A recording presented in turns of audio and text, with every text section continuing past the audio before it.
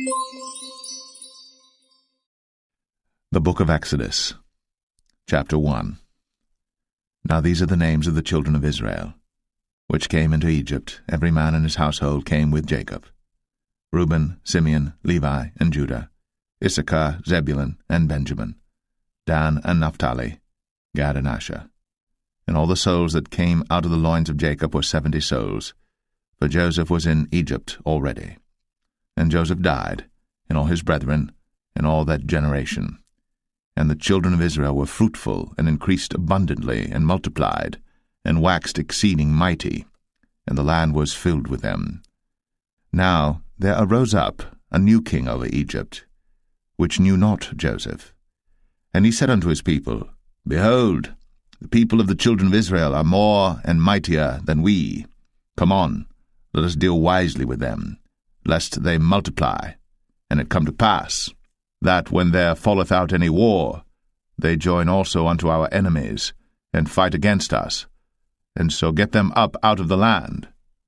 Therefore they did set over them taskmasters, to afflict them with their burdens, and they built for Pharaoh treasure cities, Pithom and Ramses. But the more they afflicted them, the more they multiplied and grew, and they were grieved because of the children of Israel. And the Egyptians made the children of Israel to serve with rigor, and they made their lives bitter with hard bondage in mortar and in brick and in all manner of service in the field. All their service wherein they made them serve was with rigor. And the king of Egypt spake to the Hebrew midwives, of which the name of the one was Shiphrah, and the name of the other Puah. And he said, When ye do the office of a midwife to the Hebrew women, and see them upon the stools, if it be a son, then ye shall kill him, but if it be a daughter, then she shall live. But the midwives feared God, and did not as the king of Egypt commanded them, but saved the men children alive. And the king of Egypt called for the midwives, and said unto them, Why have ye done this thing, and have saved the men children alive? And the midwives said unto Pharaoh, Because the Hebrew women are not as the Egyptian women, for they are lively, and are delivered ere the midwives come in unto them. Therefore God dealt well with the midwives, and the people multiplied, and waxed very mighty. And it came to pass, because the midwives feared God, that he made them houses. And Pharaoh charged all his people, saying, Every son that is born ye shall cast into the river, and every daughter ye shall save alive. Exodus 2. And there went a man of the house of Levi, and took to wife a daughter of Levi. And the woman conceived, and bare a son. And when she saw him that he was a goodly child, she hid him 3 months. And when she could not longer hide him, she took for him an ark of bulrushes, and daubed it with slime, and with pitch, and put the child therein, and she laid it in the flags by the river's brink. And his sister stood afar off to wit what would be done to him. And the daughter of Pharaoh came down to wash herself at the river, and her maidens walked along by the river's side. And when she saw the ark among the flags, she sent her maid to fetch it. And when she had opened it, she saw the child, and behold, the babe wept. And she had compassion on him, and said, This is one of the Hebrews' children. Then said his sister to Pharaoh's daughter, Shall I go and call to thee a nurse of the Hebrew women, that she may nurse the child for thee? And Pharaoh's daughter said to her, Go. And the maid went, and called the child's mother. And Pharaoh's daughter said unto her, Take this child away, and nurse it for me, and I will give thee thy wages. And the woman took the child, and nursed it. And the child grew, and she brought him unto Pharaoh's daughter, and he became her son. And she called his name Moses, and she said, Because I drew him out of the water. And it came to pass in those days, when Moses was grown, that he went out unto his brethren, and looked on their burdens. And he spied an Egyptian smiting an Hebrew, one of his brethren. And he looked this way and that way. And when he saw that there was no man, he slew the Egyptian, and hid him in the sand. And when he went out the second day, behold, 2 men of the Hebrews strove together. And he said to him that did the wrong, Wherefore smitest thou thy fellow? And he said, Who made thee a prince and a judge over us? Intendest thou to kill me, as thou killedst the Egyptian? And Moses feared, and said, Surely this thing is known. Now when Pharaoh heard this thing, he sought to slay Moses. But Moses fled from the face of Pharaoh, and dwelt in the land of Midian, and he sat down by a well. Now the priest of Midian had 7 daughters, and they came and drew water, and filled the troughs to water their father's flock. And the shepherds came and drove them away, but Moses stood up and helped them, and watered their flock. And when they came to Reuel their father, he said, How is it that ye are come so soon today? And they said, An Egyptian delivered us out of the hand of the shepherds, and also drew water enough for us, and watered the flock. And he said unto his daughters, And where is he? Why is it that ye have left the man? Call him, that he may eat bread. And Moses was content to dwell with the man. And he gave Moses Zipporah his daughter, and she bare him a son. And he called his name Gershom, for he said, I have been a stranger in a strange land. And it came to pass, in process of time, that the king of Egypt died, and the children of Israel sighed by reason of the bondage, and they cried, and their cry came up unto God by reason of the bondage. And God heard their groaning, and God remembered his covenant with Abraham, with Isaac, and with Jacob. And God looked upon the children of Israel, and God had respect unto them. Exodus 3. Now Moses kept the flock of Jethro his father-in-law, the priest of Midian. And he led the flock to the backside of the desert, and came to the mountain of God, even to Horeb.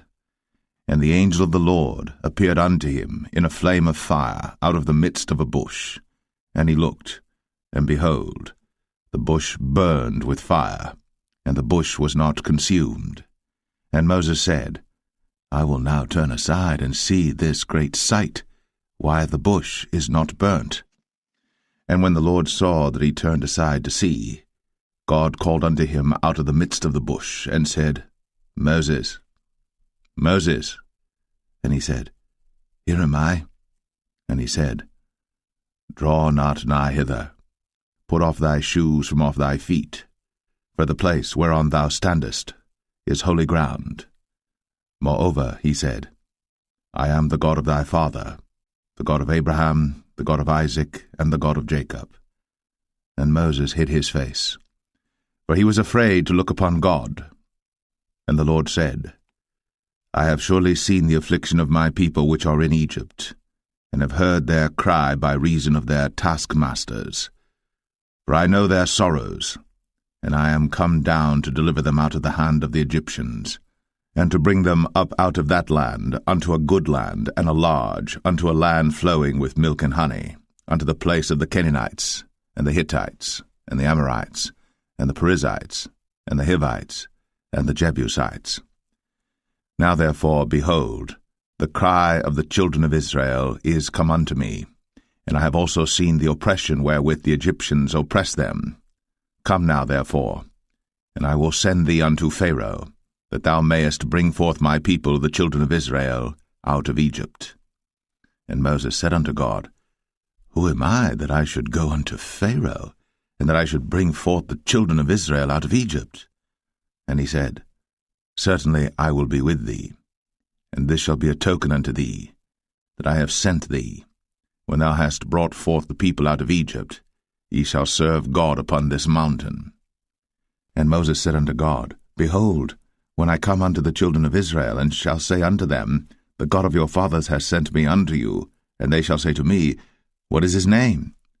What shall I say unto them? And God said unto Moses, I am that I am.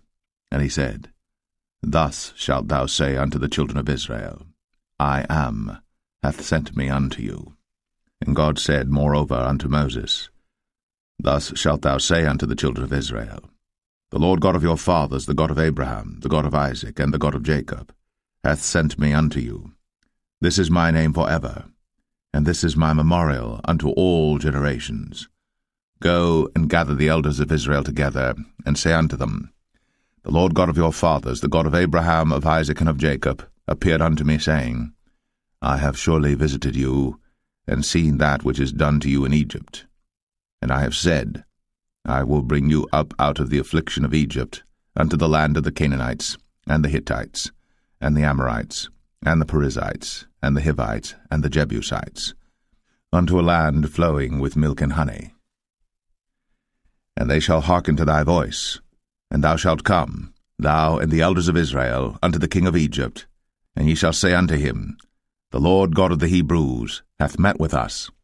And now let us go, we beseech thee, 3 days' journey into the wilderness, that we may sacrifice to the Lord our God. And I am sure that the king of Egypt will not let you go, no, not by a mighty hand. And I will stretch out my hand, and smite Egypt with all my wonders which I will do in the midst thereof, and after that he will let you go. And I will give this people favor in the sight of the Egyptians, and it shall come to pass that, when ye go, ye shall not go empty. But every woman shall borrow of her neighbor, and of her that sojourneth in her house, jewels of silver, and jewels of gold, and raiment, and ye shall put them upon your sons, and upon your daughters, and ye shall spoil the Egyptians. Exodus 4. And Moses answered and said, But behold, they will not believe me, nor hearken unto my voice, for they will say, The Lord hath not appeared unto thee. And the Lord said unto him, What is that in thine hand? And he said, A rod. And he said, Cast it on the ground. And he cast it on the ground, and it became a serpent. And Moses fled from before it. And the Lord said unto Moses, Put forth thine hand, and take it by the tail. And he put forth his hand, and caught it. And it became a rod in his hand, that they may believe that the Lord God of their fathers, the God of Abraham, the God of Isaac, and the God of Jacob, hath appeared unto thee. And the Lord said furthermore unto him, Put now thine hand into thy bosom. And he put his hand into his bosom, and when he took it out, behold, his hand was leprous as snow. And he said, Put thine hand into thy bosom again. And he put his hand into his bosom again, and plucked it out of his bosom, and behold, it was turned again as his other flesh. And it shall come to pass, if they will not believe thee, neither hearken to the voice of the first sign, that they will believe the voice of the latter sign. And it shall come to pass, if they will not believe also these 2 signs, neither hearken unto thy voice, that thou shalt take of the water of the river, and pour it upon the dry land, and the water which thou takest out of the river shall become blood upon the dry land.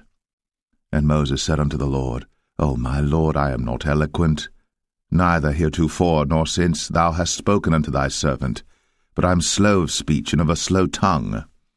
And the Lord said unto him, Who hath made man's mouth?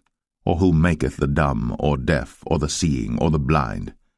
Have not I the Lord? Now therefore go, and I will be with thy mouth, and teach thee what thou shalt say. And he said, O my Lord, send, I pray thee, by the hand of him whom thou wilt send. And the anger of the Lord was kindled against Moses, and he said, Is not Aaron the Levite thy brother?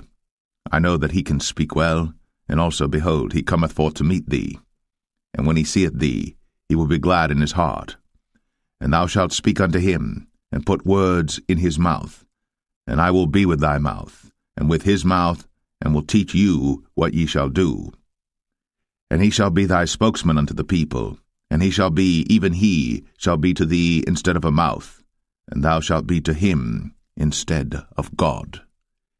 And thou shalt take this rod in thine hand, wherewith thou shalt do signs.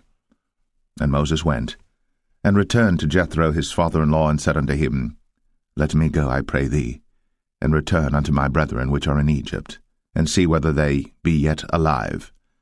And Jethro said to Moses, Go in peace. And the Lord said unto Moses in Midian, Go, return into Egypt, for all the men are dead which sought thy life. And Moses took his wife and his sons, and set them upon an ass, and he returned to the land of Egypt. And Moses took the rod of God in his hand. And the Lord said unto Moses, When thou goest to return into Egypt, see that thou do all those wonders before Pharaoh, which I have put in thine hand. But I will harden his heart, that he shall not let the people go. And thou shalt say unto Pharaoh, Thus saith the Lord, Israel is my son, even my firstborn. And I say unto thee, Let my son go, that he may serve me. And if thou refuse to let him go, behold, I will slay thy son, even thy firstborn. And it came to pass by the way in the inn, that the Lord met him, and sought to kill him. Then Zipporah took a sharp stone, and cut off the foreskin of her son, and cast it at his feet, and said, Surely a bloody husband art thou to me. So he let him go. Then she said, A bloody husband thou art, because of the circumcision. And the Lord said to Aaron, Go into the wilderness to meet Moses. And he went, and met him in the mount of God, and kissed him. And Moses told Aaron all the words of the Lord who had sent him, and all the signs which he had commanded him. And Moses and Aaron went and gathered together all the elders of the children of Israel. And Aaron spake all the words which the Lord had spoken unto Moses, and did the signs in the sight of the people. And the people believed.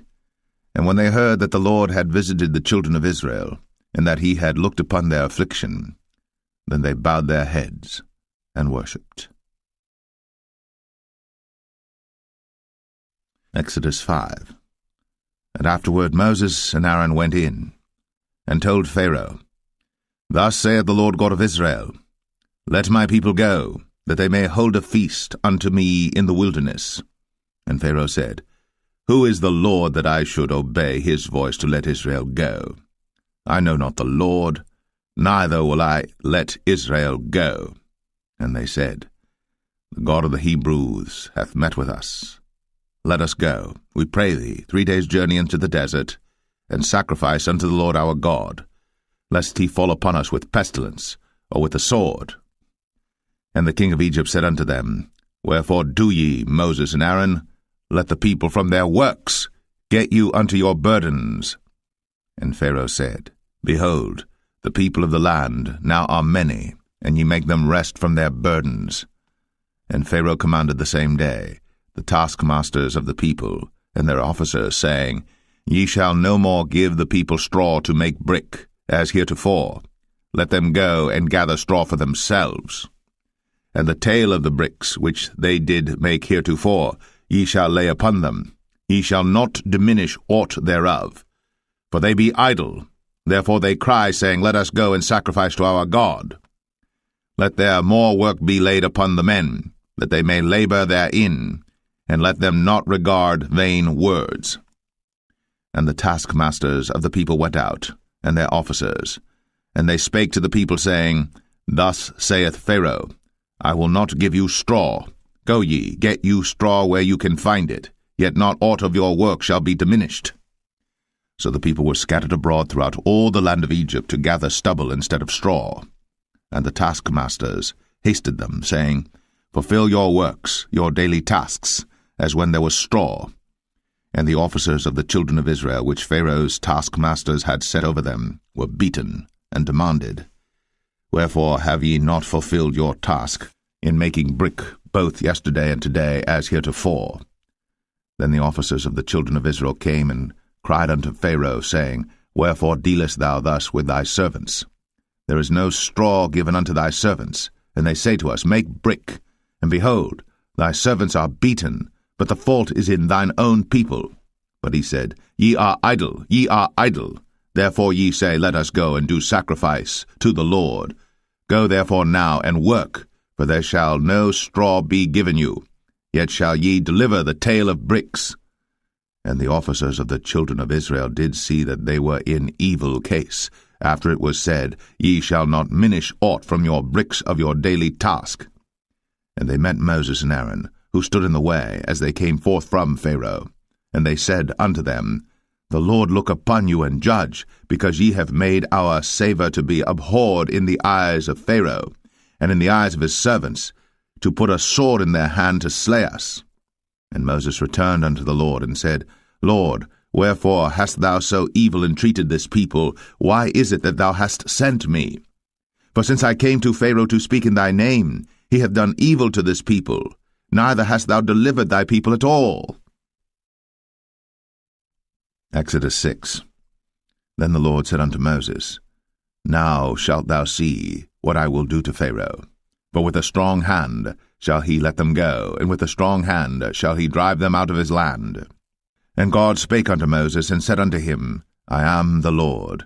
And I appeared unto Abraham, unto Isaac, and unto Jacob, by the name of God Almighty, but by my name Jehovah was I not known to them. And I have also established my covenant with them, to give them the land of Canaan, the land of their pilgrimage, wherein they were strangers. And I have also heard the groaning of the children of Israel, whom the Egyptians keep in bondage, and I have remembered my covenant. Wherefore say unto the children of Israel, I am the Lord, and I will bring you out from under the burdens of the Egyptians, and I will rid you out of their bondage, and I will redeem you with a stretched out arm and with great judgments. And I will take you to me for a people, and I will be to you a God, and ye shall know that I am the Lord your God, which bringeth you out from under the burdens of the Egyptians. And I will bring you in unto the land concerning the which I did swear to give it to Abraham, to Isaac, and to Jacob, and I will give it you for an heritage. I am the Lord. And Moses spake so unto the children of Israel, but they hearkened not unto Moses for anguish of spirit, and for cruel bondage. And the Lord spake unto Moses, saying, Go in, speak unto Pharaoh king of Egypt, that he let the children of Israel go out of his land. And Moses spake before the Lord, saying, Behold, the children of Israel have not hearkened unto me. How then shall Pharaoh hear me, who am of uncircumcised lips? And the Lord spake unto Moses and unto Aaron, and gave them a charge unto the children of Israel, and unto Pharaoh king of Egypt, to bring the children of Israel out of the land of Egypt. These be the heads of their fathers' houses, the sons of Reuben, the firstborn of Israel, Hanok and Palu, Hezron and Carmi. These be the families of Reuben. And the sons of Simeon, Jemuel and Jamin, and Ohad and Jachin, and Zohar and Shaul the son of the Canaanitish woman.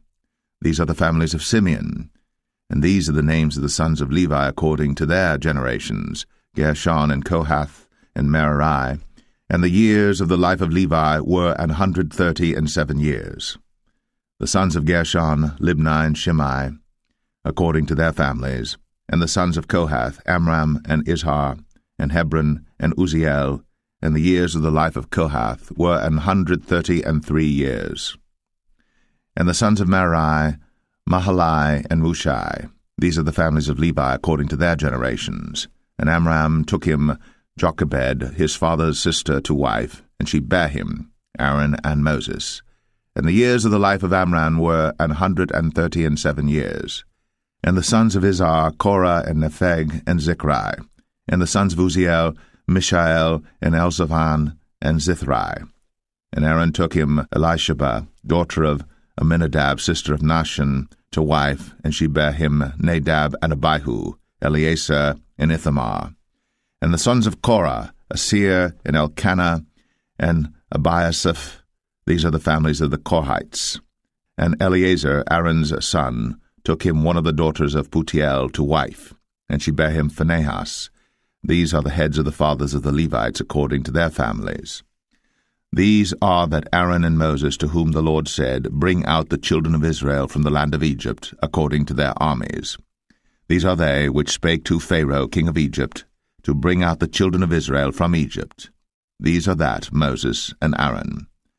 And it came to pass on the day when the Lord spake unto Moses in the land of Egypt, that the Lord spake unto Moses, saying, I am the Lord. Speak thou unto Pharaoh king of Egypt all that I say unto thee. And Moses said before the Lord, Behold, I am of uncircumcised lips, and how shall Pharaoh hearken unto me? Exodus 7. And the Lord said unto Moses, See, I have made thee a god to Pharaoh, and Aaron thy brother shall be thy prophet. Thou shalt speak all that I command thee, and Aaron thy brother shall speak unto Pharaoh, that he send the children of Israel out of his land. And I will harden Pharaoh's heart, and multiply my signs and my wonders in the land of Egypt. But Pharaoh shall not hearken unto you, that I may lay my hand upon Egypt, and bring forth mine armies and my people the children of Israel, out of the land of Egypt by great judgments. And the Egyptians shall know that I am the Lord, when I stretch forth mine hand upon Egypt, and bring out the children of Israel from among them. And Moses and Aaron did as the Lord commanded them, so did they.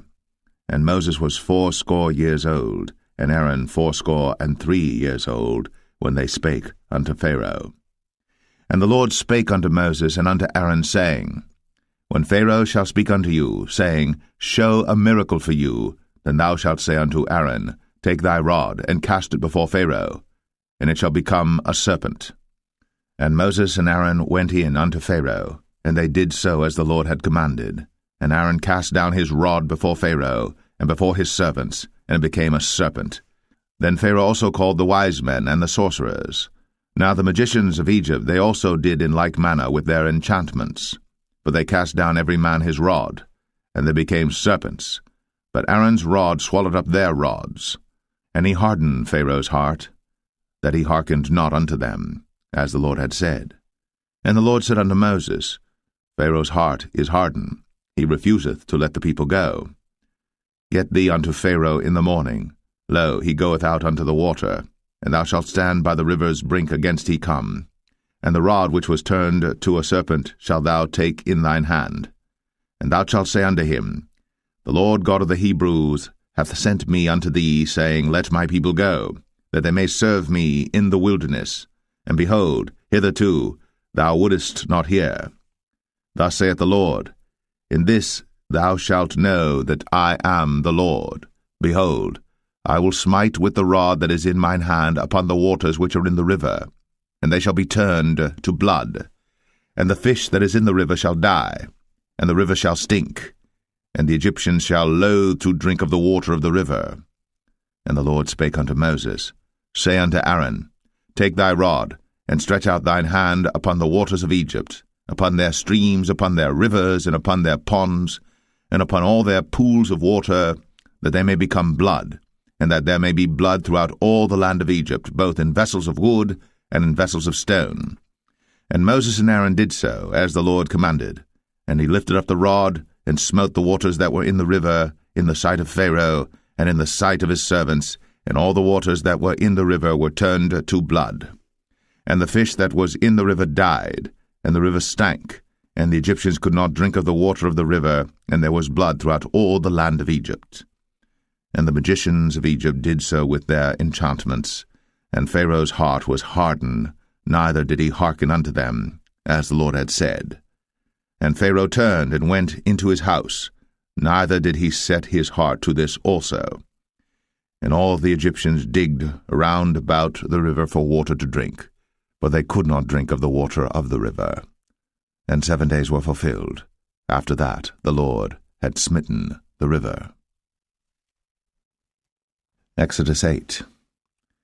And the Lord spake unto Moses, Go unto Pharaoh, and say unto him, Thus saith the Lord, Let my people go, that they may serve me. And if thou refuse to let them go, behold, I will smite all thy borders with frogs, and the river shall bring forth frogs abundantly, which shall go up and come into thine house, and into thy bedchamber, and upon thy bed, and into the house of thy servants, and upon thy people, and into thine ovens, and into thy kneading troughs. And the frogs shall come up both on thee, and upon thy people, and upon all thy servants. And the Lord spake unto Moses, Say unto Aaron, Stretch forth thine hand with thy rod over the streams, over the rivers, and over the ponds, and cause frogs to come up upon the land of Egypt. And Aaron stretched out his hand over the waters of Egypt, and the frogs came up, and covered the land of Egypt.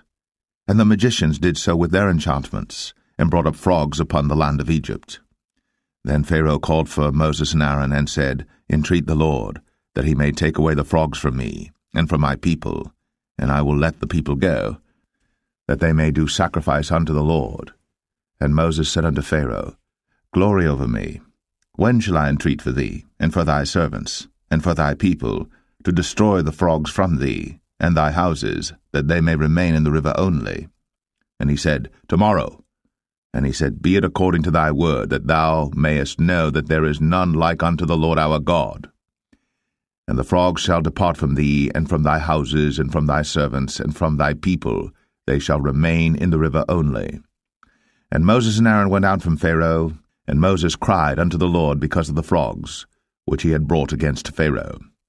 And the Lord did according to the word of Moses, and the frogs died out of the houses, out of the villages, and out of the fields. And they gathered them together upon heaps, and the land stank. But when Pharaoh saw that there was respite, he hardened his heart, and hearkened not unto them, as the Lord had said. And the Lord said unto Moses, Say unto Aaron, Stretch out thy rod, and smite the dust of the land, that it may become lice throughout all the land of Egypt. And they did so. For Aaron stretched out his hand with his rod, and smote the dust of the earth, and it became lice in man and in beast. All the dust of the land became lice throughout all the land of Egypt. And the magicians did so with their enchantments to bring forth lice, but they could not, so there were lice upon man and upon beast. Then the magicians said unto Pharaoh, This is the finger of God. And Pharaoh's heart was hardened, and he hearkened not unto them, as the Lord had said. And the Lord said unto Moses, Rise up early in the morning, and stand before Pharaoh. Lo, he cometh forth to the water, and say unto him, Thus saith the Lord, Let my people go, that they may serve me. Else, if thou wilt not let my people go, behold, I will send swarms of flies upon thee, and upon thy servants, and upon thy people, and into thy houses, and the houses of the Egyptians shall be full of swarms of flies, and also the ground whereon they are. And I will sever in that day the land of Goshen, in which my people dwell, that no swarms of flies shall be there, to the end thou mayest know that I am the Lord in the midst of the earth. And I will put a division between my people and thy people. Tomorrow shall this sign be. And the Lord did so. And there came a grievous swarm of flies into the house of Pharaoh, and into his servants' houses, and into all the land of Egypt. The land was corrupted by reason of the swarm of flies. And Pharaoh called for Moses and for Aaron, and said, Go ye, sacrifice to your God in the land. And Moses said, It is not meet so to do, for we shall sacrifice the abomination of the Egyptians to the Lord our God. Lo, shall we sacrifice the abomination of the Egyptians before their eyes? And will they not stone us? We will go 3 days' journey into the wilderness, and sacrifice to the Lord our God, as he shall command us. And Pharaoh said, I will let you go, that ye may sacrifice to the Lord your God in the wilderness. Only ye shall not go very far away. Entreat for me.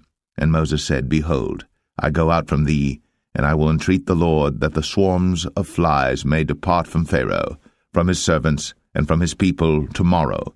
But let not Pharaoh deal deceitfully any more, not letting the people go to sacrifice to the Lord. And Moses went out from Pharaoh, and entreated the Lord. And the Lord did according to the word of Moses, and he removed the swarms of flies from Pharaoh, from his servants, and from his people. There remained not one. And Pharaoh hardened his heart at this time also, neither would he let the people go. Exodus 9. Then the Lord said unto Moses, Go in unto Pharaoh, and tell him, Thus saith the Lord God of the Hebrews, Let my people go, that they may serve me. For if thou refuse to let them go, and wilt hold them still, behold, the hand of the Lord is upon thy cattle which is in the field, upon the horses, upon the asses, upon the camels, upon the oxen, and upon the sheep. There shall be a very grievous murrain. And the Lord shall sever between the cattle of Israel and the cattle of Egypt, and there shall nothing die of all that is the children's of Israel. And the Lord appointed a set time, saying, Tomorrow the Lord shall do this thing in the land. And the Lord did that thing on the morrow, and all the cattle of Egypt died, but of the cattle of the children of Israel died not one. And Pharaoh sent, and behold, there was not one of the cattle of the Israelites dead, and the heart of Pharaoh was hardened, and he did not let the people go. And the Lord said unto Moses and unto Aaron, Take to you handfuls of ashes of the furnace, and let Moses sprinkle it toward the heaven in the sight of Pharaoh. And it shall become small dust in all the land of Egypt, and shall be a boil breaking forth with blains upon man and upon beast throughout all the land of Egypt. And they took ashes of the furnace, and stood before Pharaoh. And Moses sprinkled it up toward heaven, and it became a boil, breaking forth with blains upon man and upon beast. And the magicians could not stand before Moses because of the boils, for the boil was upon the magicians and upon all the Egyptians. And the Lord hardened the heart of Pharaoh, and he hearkened not unto them, as the Lord had spoken unto Moses. And the Lord said unto Moses, Rise up early in the morning, and stand before Pharaoh, and say unto him, Thus saith the Lord God of the Hebrews, Let my people go, that they may serve me. For I will at this time send all my plagues upon thine heart, and upon thy servants, and upon thy people, that thou mayest know that there is none like me in all the earth. For now I will stretch out my hand, that I may smite thee and thy people with pestilence, and thou shalt be cut off from the earth. And in very deed for this cause have I raised thee up, for to show in thee my power, and that my name may be declared throughout all the earth. As yet exaltest thou thyself against my people, that thou wilt not let them go. Behold, tomorrow about this time I will cause it to rain a very grievous hail, such as hath not been in Egypt since the foundation thereof even until now. Send therefore now, and gather thy cattle, and all that thou hast in the field. For upon every man and beast which shall be found in the field, and shall not be brought home, the hail shall come down upon them, and they shall die. He that feared the word of the Lord among the servants of Pharaoh made his servants and his cattle flee into the houses. And he that regarded not the word of the Lord left his servants and his cattle in the field. And the Lord said unto Moses, Stretch forth thine hand toward heaven, that there may be hail in all the land of Egypt, upon man, and upon beast, and upon every herb of the field, throughout the land of Egypt. Then Moses stretched forth his rod toward heaven, and the Lord sent thunder and hail, and the fire ran along upon the ground, and the Lord rained hail upon the land of Egypt. So there was hail and fire mingled with the hail, very grievous, such as there was none like it in all the land of Egypt since it became a nation. And the hail smote throughout all the land of Egypt all that was in the field, both man and beast. And the hail smote every herb of the field, and brake every tree of the field. Only in the land of Goshen, where the children of Israel were, was there no hail. And Pharaoh sent and called for Moses and Aaron, and said unto them, I have sinned at this time. The Lord is righteous, and I and my people are wicked. Entreat the Lord, for it is enough that there be no more mighty thunderings and hail, and I will let you go, and ye shall stay no longer. And Moses said unto him, As soon as I am gone out of the city, I will spread abroad my hands unto the Lord, and the thunder shall cease, neither shall there be any more hail, that thou mayest know how that the earth is the Lord's. But as for thee and thy servants, I know that ye will not yet fear the Lord God. And the flax and the barley was smitten, for the barley was in the ear, and the flax was bold. But the wheat and the rye were not smitten, for they were not grown up. And Moses went out of the city from Pharaoh, and spread abroad his hands unto the Lord, and the thunders and hail ceased, and the rain was not poured upon the earth. And when Pharaoh saw that the rain and the hail and the thunders were ceased, he sinned yet more, and hardened his heart, he and his servants. And the heart of Pharaoh was hardened, neither would he let the children of Israel go, as the Lord had spoken by Moses. Exodus 10. And the Lord said unto Moses, Go in unto Pharaoh, for I have hardened his heart, and the heart of his servants, that I might show these my signs before him, and that thou mayest tell in the ears of thy son, and of thy son's son, what things I have wrought in Egypt, and my signs which I have done among them, that ye may know how that I am the Lord. And Moses and Aaron came in unto Pharaoh, and said unto him, Thus saith the Lord God of the Hebrews, How long wilt thou refuse to humble thyself before me? Let my people go, that they may serve me. Else, if thou refuse to let my people go, behold, tomorrow will I bring the locusts into thy coast. And they shall cover the face of the earth, that one cannot be able to see the earth. And they shall eat the residue of that which is escaped, which remaineth unto you from the hail, and shall eat every tree which groweth for you out of the field.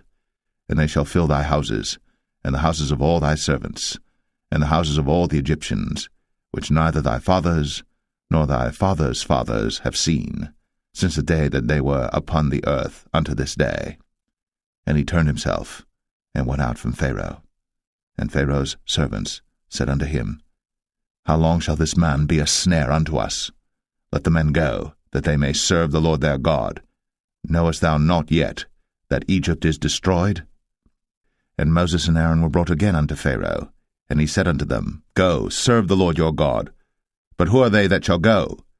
And Moses said, We will go with our young and with our old, with our sons and with our daughters, with our flocks and with our herds will we go, for we must hold a feast unto the Lord. And he said unto them, Let the Lord be so with you, as I will let you go, and your little ones. Look to it, for evil is before you. Not so. Go now, ye that are men, and serve the Lord, for that ye did desire. And they were driven out from Pharaoh's presence. And the Lord said unto Moses, Stretch out thine hand over the land of Egypt for the locusts, that they may come up upon the land of Egypt, and eat every herb of the land, even all that the hail hath left. And Moses stretched forth his rod over the land of Egypt, and the Lord brought an east wind upon the land all that day, and all that night. And when it was morning, the east wind brought the locusts. And the locusts went up over all the land of Egypt, and rested in all the coasts of Egypt. Very grievous were they. Before them there were no such locusts as they, neither after them shall be such. For they covered the face of the whole earth, so that the land was darkened. And they did eat every herb of the land, and all the fruit of the trees which the hail had left. And there remained not any green thing in the trees, or in the herbs of the field, through all the land of Egypt. Then Pharaoh called for Moses and Aaron in haste, and he said, I have sinned against the Lord your God and against you. Now therefore forgive, I pray thee, my sin only this once, and entreat the Lord your God, that he may take away from me this death only. And he went out from Pharaoh, and entreated the Lord. And the Lord turned a mighty strong west wind, which took away the locusts, and cast them into the Red Sea. There remained not one locust in all the coasts of Egypt. But the Lord hardened Pharaoh's heart, so that he would not let the children of Israel go. And the Lord said unto Moses, Stretch out thine hand toward heaven, that there may be darkness over the land of Egypt, even darkness which may be felt. And Moses stretched forth his hand toward heaven, and there was a thick darkness in all the land of Egypt 3 days. They saw not one another, neither rose any from his place for 3 days. But all the children of Israel had light in their dwellings. And Pharaoh called unto Moses, and said, Go ye, serve the Lord. Only let your flocks and your herds be stayed. Let your little ones also go with you. And Moses said, Thou must give us also sacrifices and burnt offerings, that we may sacrifice unto the Lord our God. Our cattle also shall go with us. There shall not an hoof be left behind, for thereof must we take to serve the Lord our God, and we know not with what we must serve the Lord until we come thither. But the Lord hardened Pharaoh's heart, and he would not let them go.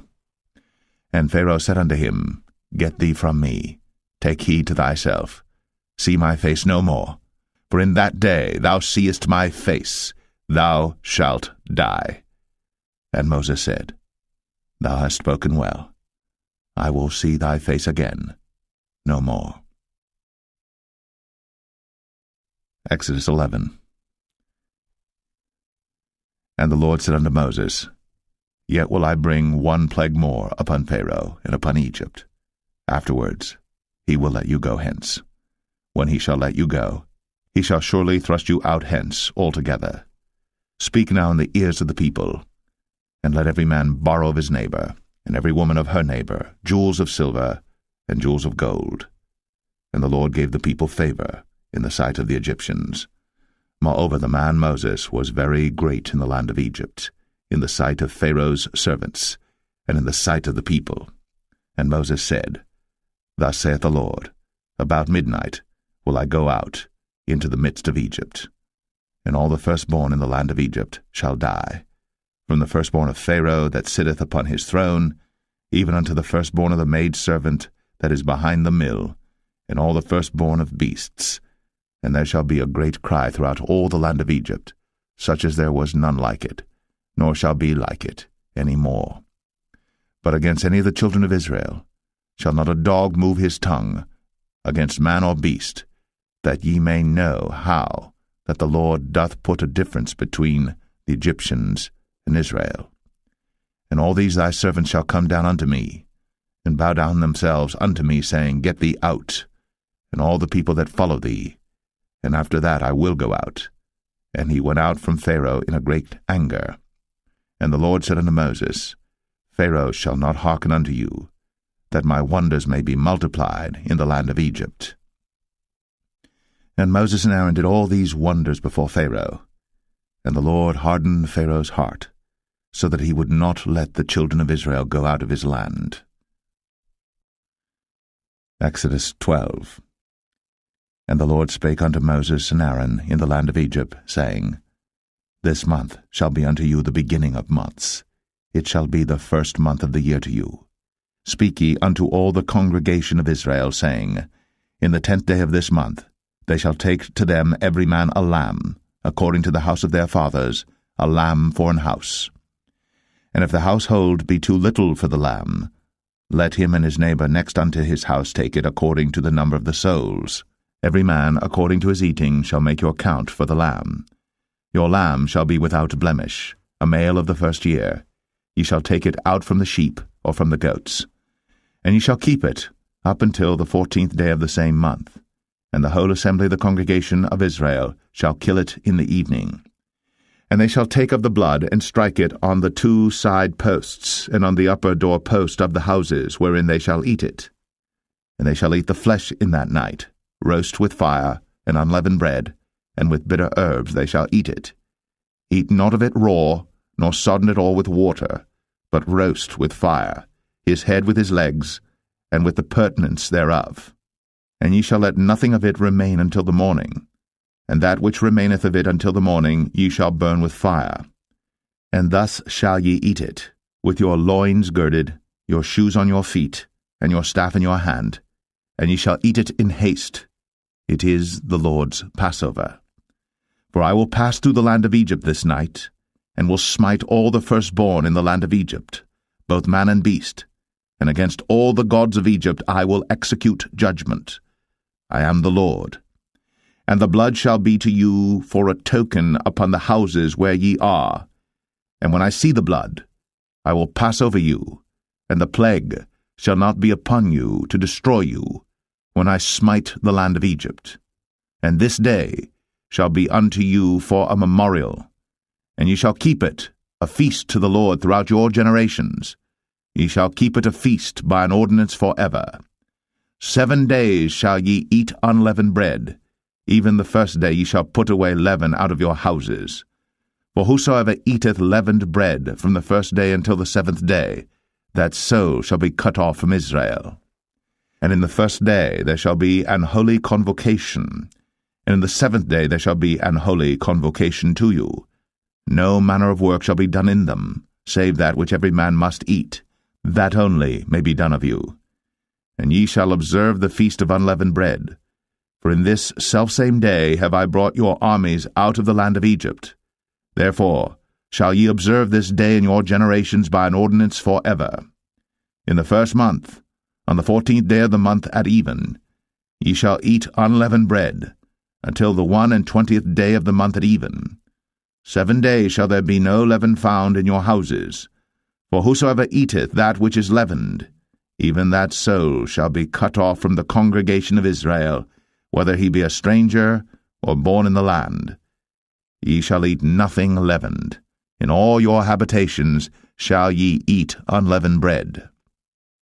Then Moses called for all the elders of Israel, and said unto them, Draw out, and take you a lamb according to your families, and kill the Passover. And ye shall take a bunch of hyssop, and dip it in the blood that is in the basin, and strike the lintel and the 2 side posts with the blood that is in the basin, and none of you shall go out at the door of his house until the morning. For the Lord will pass through to smite the Egyptians, and when he seeth the blood upon the lintel, and on the 2 side posts, The Lord will pass over the door, and will not suffer the destroyer to come in unto your houses to smite you. And ye shall observe this thing for an ordinance to thee and to thy sons for ever. And it shall come to pass, when ye be come to the land which the Lord will give you, according as he hath promised, that ye shall keep this service. And it shall come to pass, when your children shall say unto you, What mean ye by this service? That ye shall say, It is the sacrifice of the Lord's Passover, who passed over the houses of the children of Israel in Egypt, when he smote the Egyptians, and delivered our houses. And the people bowed the head, and worshipped. And the children of Israel went away, and did, as the Lord had commanded Moses and Aaron, so did they. And it came to pass that at midnight the Lord smote all the firstborn in the land of Egypt, from the firstborn of Pharaoh that sat on his throne unto the firstborn of the captive that was in the dungeon, and all the firstborn of cattle. And Pharaoh rose up in the night, he and all his servants and all the Egyptians, and there was a great cry in Egypt, but there was not a house where there was not one dead. And he called for Moses and Aaron by night, and said, Rise up, and get you forth from among my people, both ye and the children of Israel, and go, serve the Lord, as ye have said. Also take your flocks and your herds, as ye have said, and be gone, and bless me also. And the Egyptians were urgent upon the people, that they might send them out of the land in haste. For they said, We be all dead men. And the people took their dough before it was leavened, their kneading troughs being bound up in their clothes upon their shoulders. And the children of Israel did according to the word of Moses, and they borrowed of the Egyptians jewels of silver, and jewels of gold and raiment. And the Lord gave the people favor in the sight of the Egyptians, so that they lent unto them such things as they required, and they spoiled the Egyptians. And the children of Israel journeyed from Ramses to Succoth, about 600,000 on foot, that were men, beside children. And a mixed multitude went up also with them, and flocks and herds, even very much cattle. And they baked unleavened cakes of the dough which they brought forth out of Egypt, for it was not leavened, because they were thrust out of Egypt, and could not tarry, neither had they prepared for themselves any victual. Now the sojourning of the children of Israel, who dwelt in Egypt, was 430 years. And it came to pass at the end of the 430 years, even the selfsame day it came to pass, that all the hosts of the Lord went out from the land of Egypt. It is a night to be much observed unto the Lord for bringing them out from the land of Egypt. This is that night of the Lord to be observed of all the children of Israel in their generations. And the Lord said unto Moses and Aaron, This is the ordinance of the Passover. There shall no stranger eat thereof. But every man's servant that is bought for money, when thou hast circumcised him, then shall he eat thereof. A foreigner and an hired servant shall not eat thereof. In one house shall it be eaten. Thou shalt not carry forth aught of the flesh abroad out of the house, neither shall ye break a bone thereof. All the congregation of Israel shall keep it. And when a stranger shall sojourn with thee, and will keep the Passover to the Lord, let all his males be circumcised, and then let him come near and keep it. And he shall be as one that is born in the land. For no uncircumcised person shall eat thereof. One law shall be to him that is homeborn, and unto the stranger that sojourneth among you. Thus did all the children of Israel. As the Lord commanded Moses and Aaron, so did they. And it came to pass the selfsame day, that the Lord did bring the children of Israel out of the land of Egypt by their armies. Exodus 13. And the Lord spake unto Moses, saying, Sanctify unto me all the firstborn, whatsoever openeth the womb among the children of Israel, both of man and of beast, it is mine. And Moses said unto the people, Remember this day in which ye came out from Egypt, out of the house of bondage, for by strength of hand the Lord brought you out from this place. There shall no leavened bread be eaten. This day came ye out in the month Abib.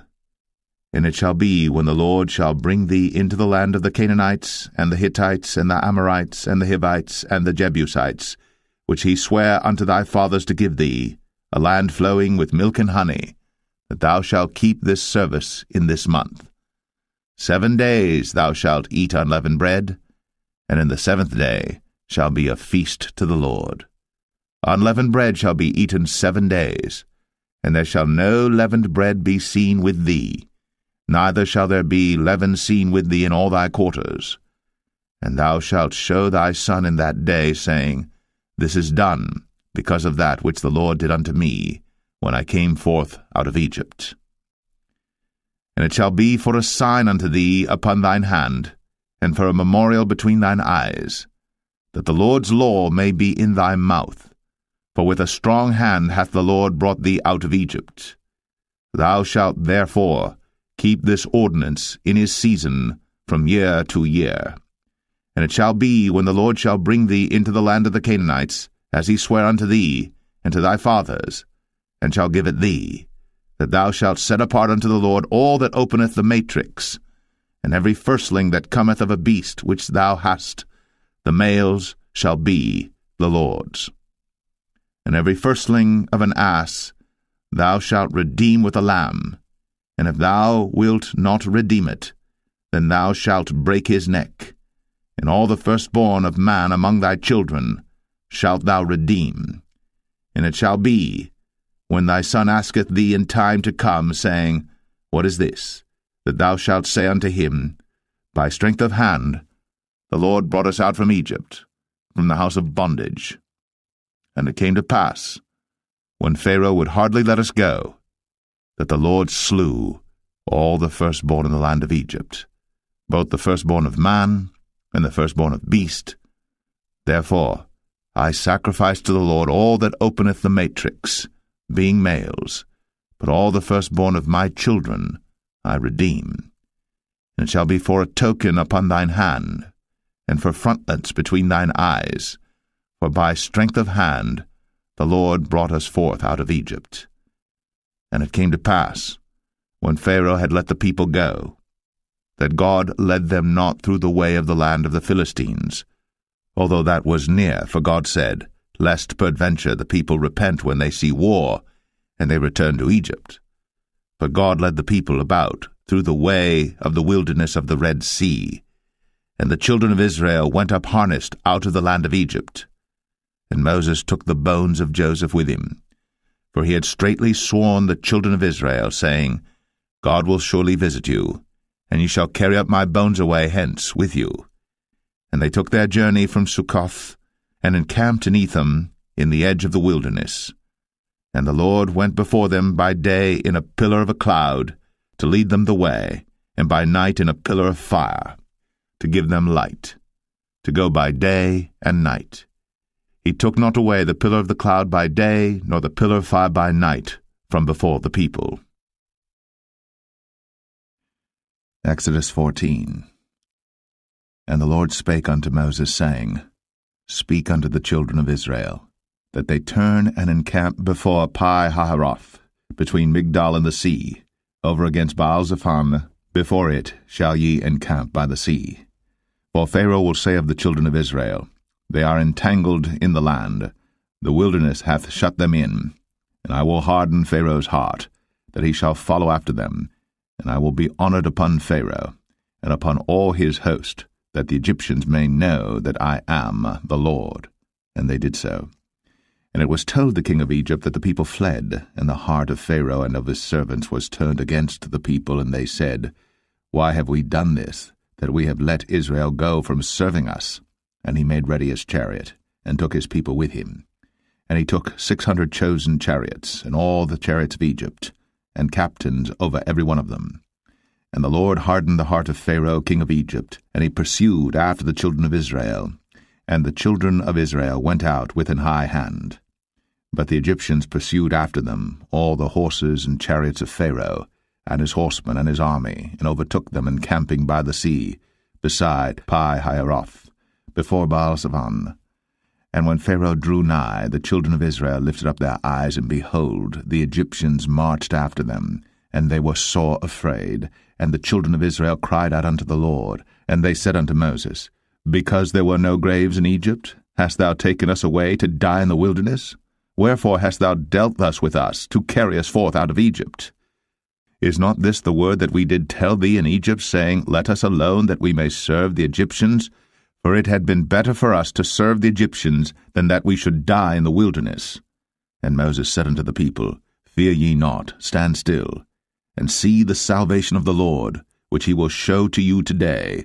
For the Egyptians whom ye have seen today, ye shall see them again no more forever. The Lord shall fight for you, and ye shall hold your peace. And the Lord said unto Moses, Wherefore criest thou unto me? Speak unto the children of Israel, that they go forward. But lift thou up thy rod, and stretch out thine hand over the sea, and divide it. And the children of Israel shall go on dry ground through the midst of the sea. And I, behold, I will harden the hearts of the Egyptians, and they shall follow them.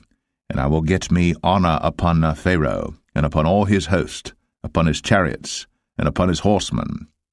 And the Egyptians shall know that I am the Lord, when I have gotten me honor upon Pharaoh, upon his chariots, and upon his horsemen. And the angel of God, which went before the camp of Israel, removed, and went behind them. And the pillar of the cloud went from before their face, and stood behind them. And it came between the camp of the Egyptians and the camp of Israel. And it was a cloud and darkness to them, but it gave light by night to these, so that the one came not near the other all the night. And Moses stretched out his hand over the sea, and the Lord caused the sea to go back by a strong east wind all that night, and made the sea dry land, and the waters were divided. And the children of Israel went into the midst of the sea upon the dry ground, and the waters were a wall unto them on their right hand and on their left. And the Egyptians pursued, and went in after them to the midst of the sea, even all Pharaoh's horses, his chariots, and his horsemen.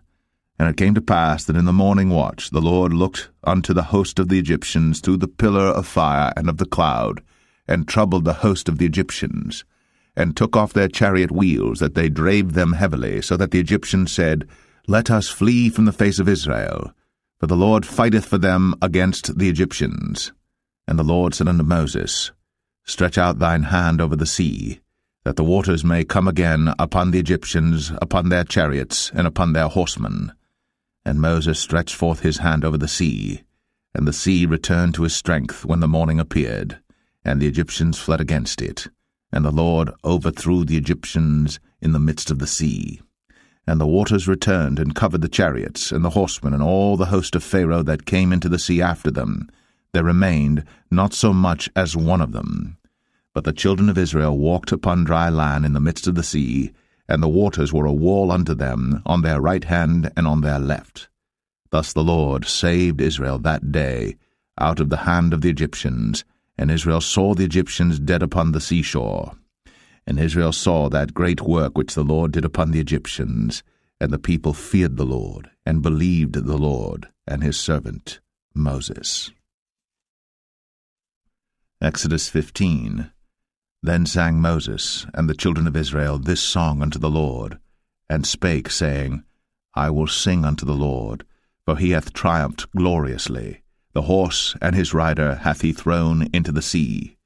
The Lord is my strength and song, and he is become my salvation. He is my God, and I will prepare him an habitation, my father's God, and I will exalt him. The Lord is a man of war, the Lord is his name. Pharaoh's chariots and his host hath he cast into the sea. His chosen captains also are drowned in the Red Sea. The depths have covered them, they sank into the bottom as a stone. Thy right hand, O Lord, is become glorious in power. Thy right hand, O Lord, hath dashed in pieces the enemy. And in the greatness of thine excellency thou hast overthrown them that rose up against thee. Thou sentest forth thy wrath, which consumed them as stubble. And with the blast of thy nostrils the waters were gathered together. The floods stood upright as an heap, and the depths were congealed in the heart of the sea.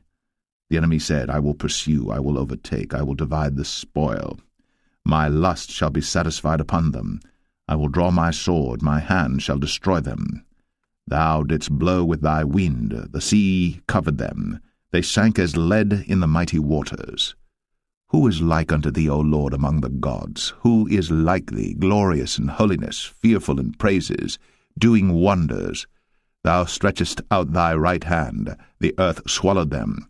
Thou in thy mercy hast led forth the people which thou hast redeemed. Thou hast guided them in thy strength unto thy holy habitation.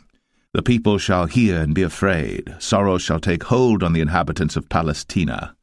Then the dukes of Edom shall be amazed. The mighty men of Moab, trembling, shall take hold upon them. All the inhabitants of Canaan shall melt away. Fear and dread shall fall upon them. By the greatness of thine arm they shall be as still as a stone, till thy people pass over, O Lord, till the people pass over, which thou hast purchased. Thou shalt bring them in, and plant them in the mountain of thine inheritance, in the place, O Lord, which thou hast made for thee to dwell in the sanctuary, O Lord, which thy hands have established. The Lord shall reign for ever and ever. For the horse of Pharaoh went in with his chariots and with his horsemen into the sea, and the Lord brought again the waters of the sea upon them. But the children of Israel went on dry land in the midst of the sea. And Miriam the prophetess, the sister of Aaron, took a timbrel in her hand, and all the women went out after her with timbrels and with dances. And Miriam answered them, Sing ye to the Lord, for he hath triumphed gloriously. The horse and his rider hath he thrown into the sea. So Moses brought Israel from the Red Sea, and they went out into the wilderness of Shur. And they went 3 days in the wilderness, and found no water. And when they came to Marah, they could not drink of the waters of Marah, for they were bitter. Therefore the name of it was called Marah. And the people murmured against Moses, saying, What shall we drink? And he cried unto the Lord, and the Lord showed him a tree, which when he had cast into the waters were made sweet. There he made for them a statute and an ordinance, and there he proved them, and said, If thou wilt diligently hearken to the voice of the Lord thy God, and wilt do that which is right in his sight, and wilt give ear to his commandments, and keep all his statutes, I will put none of these diseases upon thee, which I have brought upon the Egyptians, for I am the Lord that healeth thee.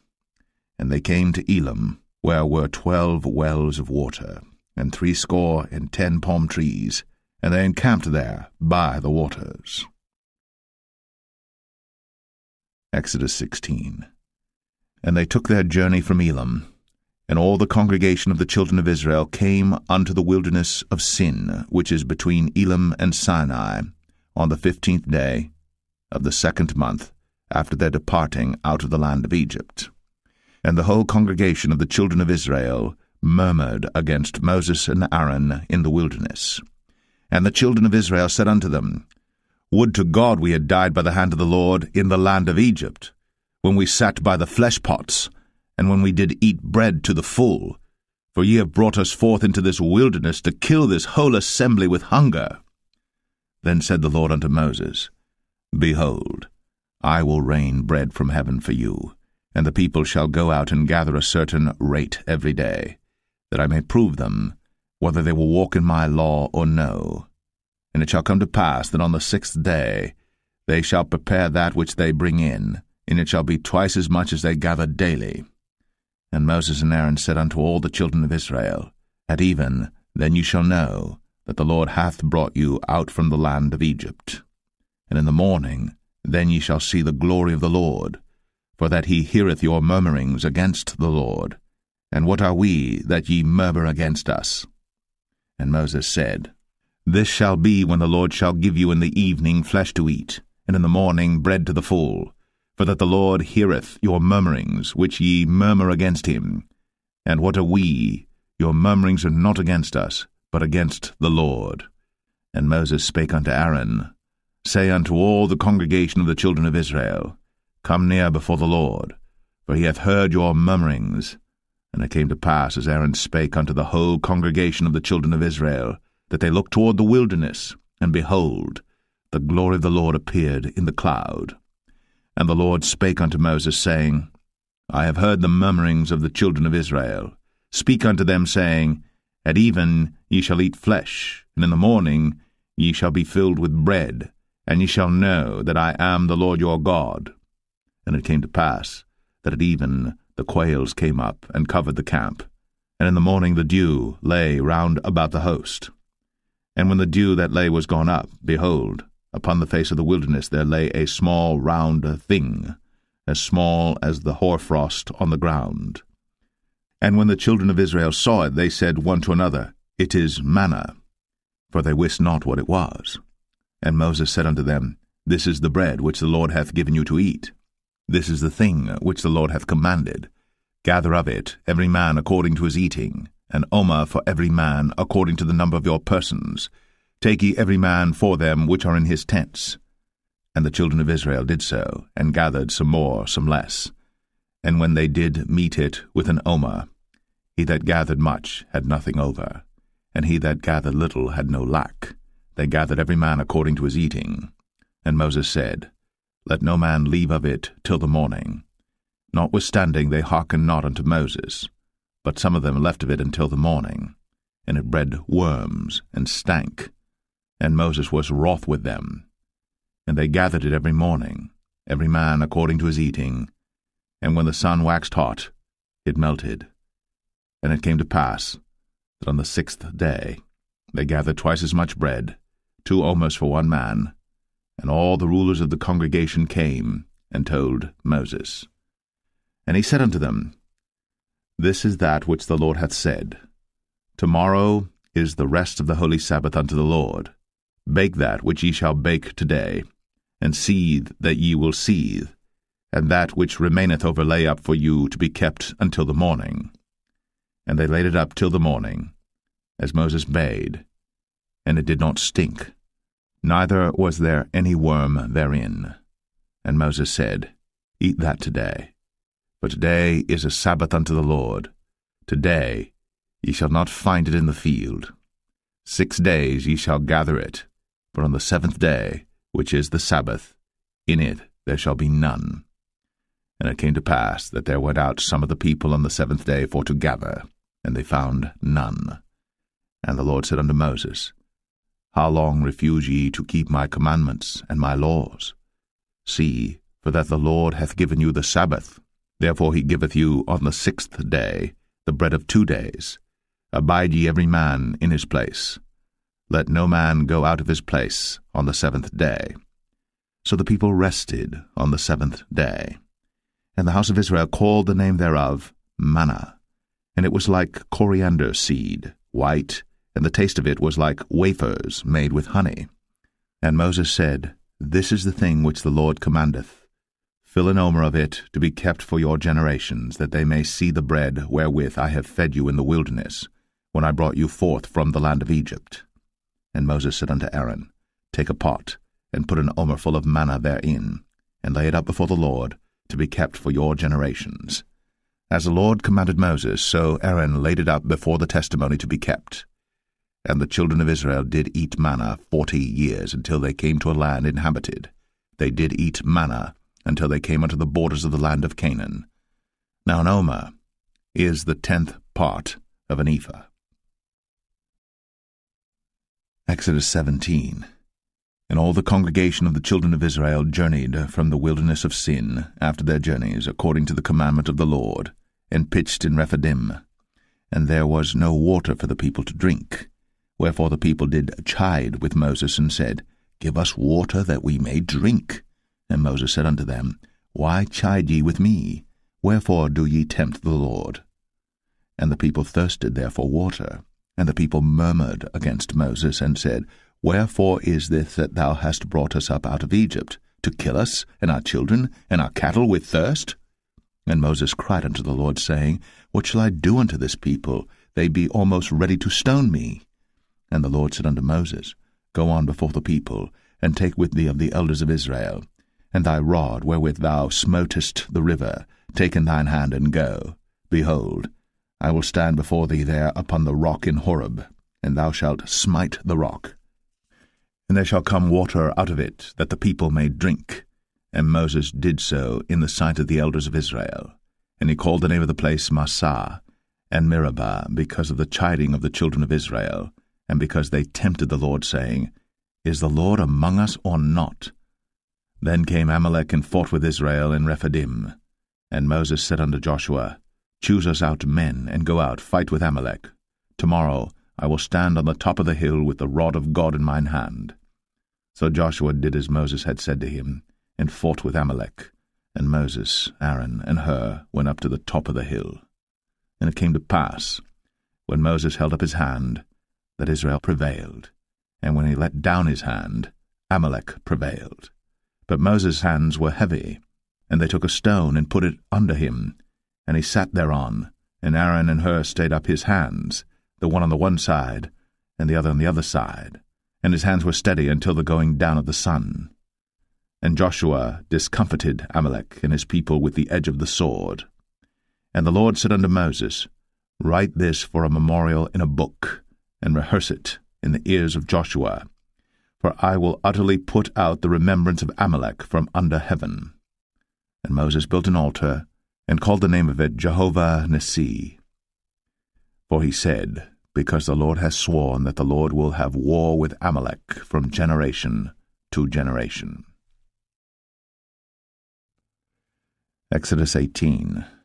When Jethro, the priest of Midian, Moses' father-in-law, heard of all that God had done for Moses, and for Israel his people, and that the Lord had brought Israel out of Egypt, then Jethro, Moses' father-in-law, took Zipporah, Moses' wife, after he'd sent her back, and her 2 sons, of which the name of the one was Gershom, for he said, I have been an alien in a strange land. And the name of the other was Eleazar, for the God of my father, said he, was mine help, and delivered me from the sword of Pharaoh. And Jethro, Moses' father-in-law, came with his sons and his wife unto Moses into the wilderness, where he encamped at the mount of God. And he said unto Moses, I thy father-in-law Jethro am come unto thee, and thy wife and her 2 sons with her. And Moses went out to meet his father-in-law, and did obeisance, and kissed him. And they asked each other of their welfare, and they came into the tent. And Moses told his father-in-law all that the Lord had done unto Pharaoh and to the Egyptians for Israel's sake, and all the travail that had come upon them by the way, and how the Lord delivered them. And Jethro rejoiced for all the goodness which the Lord had done to Israel, whom he had delivered out of the hand of the Egyptians. And Jethro said, Blessed be the Lord, who hath delivered you out of the hand of the Egyptians, and out of the hand of Pharaoh, who hath delivered the people from under the hand of the Egyptians. Now I know that the Lord is greater than all gods, for in the thing wherein they dealt proudly he was above them. And Jethro, Moses' father-in-law, took a burnt offering and sacrifices for God, and Aaron came, and all the elders of Israel, to eat bread with Moses' father-in-law before God. And it came to pass on the morrow that Moses sat to judge the people, and the people stood by Moses from the morning unto the evening. And when Moses' father-in-law saw all that he did to the people, he said, What is this thing that thou doest to the people? Why sittest thou thyself alone, and all the people stand by thee from morning unto even? And Moses said unto his father-in-law, Because the people come unto me to inquire of God. When they have a matter they come unto me, and I judge between one and another, and I do make them know the statutes of God and his laws. And Moses' father-in-law said unto him, The thing that thou doest is not good. Thou wilt surely wear away both thou and this people that is with thee, for this thing is too heavy for thee. Thou art not able to perform it thyself alone. Hearken now unto my voice. I will give thee counsel, and God shall be with thee. Be thou for the people too Godward, that thou mayest bring the causes unto God. And thou shalt teach them ordinances and laws, and shalt show them the way wherein they must walk, and the work that they must do. Moreover, thou shalt provide out of all the people able men, such as fear God, men of truth, hating covetousness, and place such over them to be rulers of thousands, and rulers of hundreds, rulers of 50s, and rulers of 10s. And let them judge the people at all seasons. And it shall be, that every great matter they shall bring unto thee, but every small matter they shall judge. So shall it be easier for thyself, and they shall bear the burden with thee. If thou shalt do this thing, and God command thee so, then thou shalt be able to endure, and all this people shall also go to their place in peace. So Moses hearkened to the voice of his father-in-law, and did all that he had said. And Moses chose able men out of all Israel, and made them heads over the people, rulers of thousands, rulers of hundreds, rulers of 50s, and rulers of 10s. And they judged the people at all seasons. The hard causes they brought unto Moses, but every small matter they judged themselves. And Moses let his father-in-law depart, and he went his way into his own land. Exodus 19. In the 3rd month, when the children of Israel were gone forth out of the land of Egypt, the same day came they into the wilderness of Sinai, but they were departed from Rephidim, and were come to the desert of Sinai, and had pitched in the wilderness, and there Israel camped before the mount. And Moses went up unto God, and the Lord called unto him out of the mountain, saying, Thus shalt thou say to the house of Jacob, and tell the children of Israel, Ye have seen what I did unto the Egyptians, and how I bare you on eagle's wings, and brought you unto myself. Now therefore, if ye will obey my voice indeed, and keep my covenant, then ye shall be a peculiar treasure unto me above all people. For all the earth is mine, and ye shall be unto me a kingdom of priests, and an holy nation. These are the words which thou shalt speak unto the children of Israel. And Moses came and called for the elders of the people, and laid before their faces all these words which the Lord commanded him. And all the people answered together, and said, All that the Lord hath spoken we will do. And Moses returned the words of the people unto the Lord. And the Lord said unto Moses, Lo, I come unto thee in a thick cloud, that the people may hear when I speak with thee, and believe thee for ever. And Moses told the words of the people unto the Lord. And the Lord said unto Moses, Go unto the people, and sanctify them today and tomorrow, and let them wash their clothes, and be ready against the 3rd day. For the 3rd day the Lord will come down in the sight of all the people upon Mount Sinai. And thou shalt set bounds unto the people round about, saying, Take heed to yourselves, that ye go not up into the mount, or touch the border of it. Whosoever toucheth the mount shall be surely put to death. There shall not an hand touch it, but he shall surely be stoned, or shot through, whether it be beast or man, it shall not live. When the trumpet soundeth long, they shall come up to the mount. And Moses went down from the mount unto the people, and sanctified the people, and they washed their clothes. And he said unto the people, Be ready against the 3rd day, come not at your wives. And it came to pass on the 3rd day in the morning, that there were thunders and lightnings, and a thick cloud upon the mount, and the voice of the trumpet exceeding loud, so that all the people that was in the camp trembled. And Moses brought forth the people out of the camp to meet with God. And they stood at the nether part of the mount. And Mount Sinai was altogether on a smoke, because the Lord descended upon it in fire, and the smoke thereof ascended as the smoke of a furnace, and the whole mount quaked greatly. And when the voice of the trumpet sounded long, and waxed louder and louder, Moses spake, and God answered him by a voice.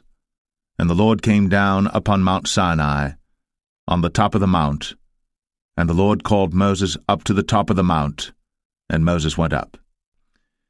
And the Lord said unto Moses, Go down, charge the people, lest they break through unto the Lord to gaze, and many of them perish. And let the priests also which come near to the Lord sanctify themselves, lest the Lord break forth upon them. And Moses said unto the Lord, The people cannot come up to Mount Sinai, for thou chargest us, saying, Set bounds about the mount, and sanctify it. And the Lord said unto him, Away, get thee down, and thou shalt come up, thou and Aaron with thee. But let not the priests and the people break through to come up unto the Lord, lest he break forth upon them. So Moses went down unto the people, and spake unto them. Exodus 20. And God spake all these words, saying, I am the Lord thy God, which have brought thee out of the land of Egypt, out of the house of bondage. Thou shalt have no other gods before me. Thou shalt not make unto thee any graven image, or any likeness of any thing that is in heaven above, or that is in the earth beneath, or that is in the water under the earth. Thou shalt not bow down thyself to them, nor serve them. For I, the Lord thy God, am a jealous God, visiting the iniquity of the fathers upon the children unto the third and fourth generation of them that hate me, and showing mercy unto thousands of them that love me, and keep my commandments. Thou shalt not take the name of the Lord thy God in vain, for the Lord will not hold him guiltless that taketh his name in vain. Remember the Sabbath day, to keep it holy. 6 days shalt thou labor, and do all thy work. But the seventh day is the Sabbath of the Lord thy God. In it thou shalt not do any work, thou, nor thy son, nor thy daughter, thy manservant, nor thy maidservant, nor thy cattle, nor thy stranger that is within thy gates. For in 6 days the Lord made heaven and earth, the sea, and all that in them is, and rested the seventh day. Wherefore the Lord blessed the Sabbath day, and hallowed it. Honor thy father and thy mother, that thy days may be long upon the land which the Lord thy God giveth thee. Thou shalt not kill. Thou shalt not commit adultery. Thou shalt not steal. Thou shalt not bear false witness against thy neighbor. Thou shalt not covet thy neighbor's house. Thou shalt not covet thy neighbor's wife, nor his manservant, nor his maidservant, nor his ox, nor his ass, nor anything that is thy neighbor's. And all the people saw the thunderings, and the lightnings, and the noise of the trumpet, and the mountain smoking. And when the people saw it, they removed, and stood afar off. And they said unto Moses, Speak thou with us, and we will hear, but let not God speak with us, lest we die. And Moses said unto the people, Fear not, for God is come to prove you, and that his fear may be before your faces, that ye sin not. And the people stood afar off. And Moses drew near unto the thick darkness where God was. And the Lord said unto Moses, Thus thou shalt say unto the children of Israel, Ye have seen that I have talked with you from heaven. Ye shall not make with me gods of silver, neither shall ye make unto you gods of gold. An altar of earth thou shalt make unto me, and shalt sacrifice thereon thy burnt offerings, and thy peace offerings, thy sheep and thine oxen. In all places where I record my name I will come unto thee, and I will bless thee. And if thou wilt make me an altar of stone, thou shalt not build it of hewn stone, for if thou lift up thy tool upon it, thou hast polluted it. Neither shalt thou go up by steps unto mine altar, that thy nakedness be not discovered thereon. Exodus 21. Now these are the judgments which thou shalt set before them. If thou buy an Hebrew servant, 6 years he shall serve, and in the 7th he shall go out free for nothing. If he came in by himself, he shall go out by himself. If he were married, then his wife shall go out with him. If his master have given him a wife, and she have borne him sons or daughters, the wife and her children shall be her master's, and he shall go out by himself. And if the servant shall plainly say, I love my master, my wife, and my children, I will not go out free, then his master shall bring him unto the judges. He shall also bring him to the door, or unto the doorpost, and his master shall bore his ear through with an awl, and he shall serve him forever. And if a man sell his daughter to be a maidservant, she shall not go out as the men servants do. If she please not her master, who hath betrothed her to himself, then shall he let her be redeemed, to sell her unto a strange nation. He shall have no power, seeing he hath dealt deceitfully with her. And if he have betrothed her unto his son, he shall deal with her after the manner of daughters. If he take him another wife, her food, her raiment, and her duty of marriage, shall he not diminish? And if he do not these 3 unto her, then shall she go out free without money. He that smiteth a man so that he die shall be surely put to death. And if a man lie not in wait, but God deliver him into his hand, then I will appoint thee a place whither he shall flee. But if a man come presumptuously upon his neighbor, to slay him with guile, thou shalt take him from mine altar, that he may die. And he that smiteth his father or his mother shall be surely put to death. And he that stealeth a man, and selleth him, or if he be found in his hand, he shall surely be put to death. And he that curseth his father or his mother shall surely be put to death. And if men strive together, and one smite another with a stone, or with his fist, and he die not, but keepeth his bed, if he rise again and walk abroad upon his staff, then shall he that smote him be quit, only he shall pay for the loss of his time, and shall cause him to be thoroughly healed. And if a man smite his servant or his maid with a rod, and he die under his hand, he shall be surely punished. Notwithstanding, if he continue a day or two, he shall not be punished, for he is his money. If men strive and hurt a woman with child, so that her fruit depart from her, and yet no mischief follow, he shall be surely punished, according as the woman's husband will lay upon him, and he shall pay as the judges determine. And if any mischief follow, then thou shalt give life for life, eye for eye, tooth for tooth, hand for hand, foot for foot, burning for burning, wound for wound, stripe for stripe. And if a man smite the eye of his servant, or the eye of his maid, that it perish, he shall let him go free for his eye's sake. And if he smite out his manservant's tooth, or his maidservant's tooth, he shall let him go free for his tooth's sake. If an ox gore a man or a woman, that they die, then the ox shall be surely stoned, and his flesh shall not be eaten, but the owner of the ox shall be quit. But if the ox were wont to push with his horn in time past, and hath been testified to his owner, and he hath not kept him in, but that he hath killed a man or a woman, the ox shall be stoned, and his owner also shall be put to death. If there be laid on him a sum of money, then he shall give for the ransom of his life whatsoever is laid upon him, whether he have gored a son, or have gored a daughter, according to this judgment shall it be done unto him. If the ox shall push a manservant or a maidservant, he shall give unto their master 30 shekels of silver, and the ox shall be stoned. And if a man shall open a pit, or if a man shall dig a pit, and not cover it, and an ox or an ass fall therein, the owner of the pit shall make it good, and give money unto the owner of them, and the dead beast shall be his.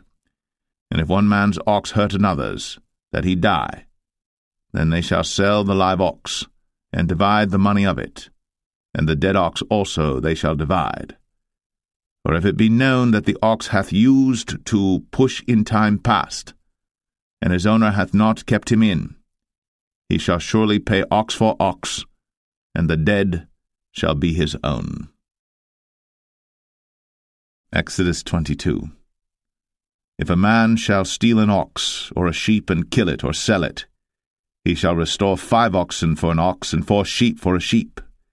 If a thief be found breaking up, and be smitten that he die, there shall no blood be shed for him. If the sun be risen upon him, there shall be blood shed for him, for he should make full restitution. If he have nothing, then he shall be sold for his theft. If the theft be certainly found in his hand alive, whether it be ox or ass or sheep, he shall restore double. If a man shall cause a field or vineyard to be eaten, and shall put in his beast, and shall feed in another man's field, of the best of his own field and of the best of his own vineyard, shall he make restitution. If fire break out and catch in thorns, so that stacks of corn or the standing corn of the field be consumed therewith, he that kindled the fire shall surely make restitution.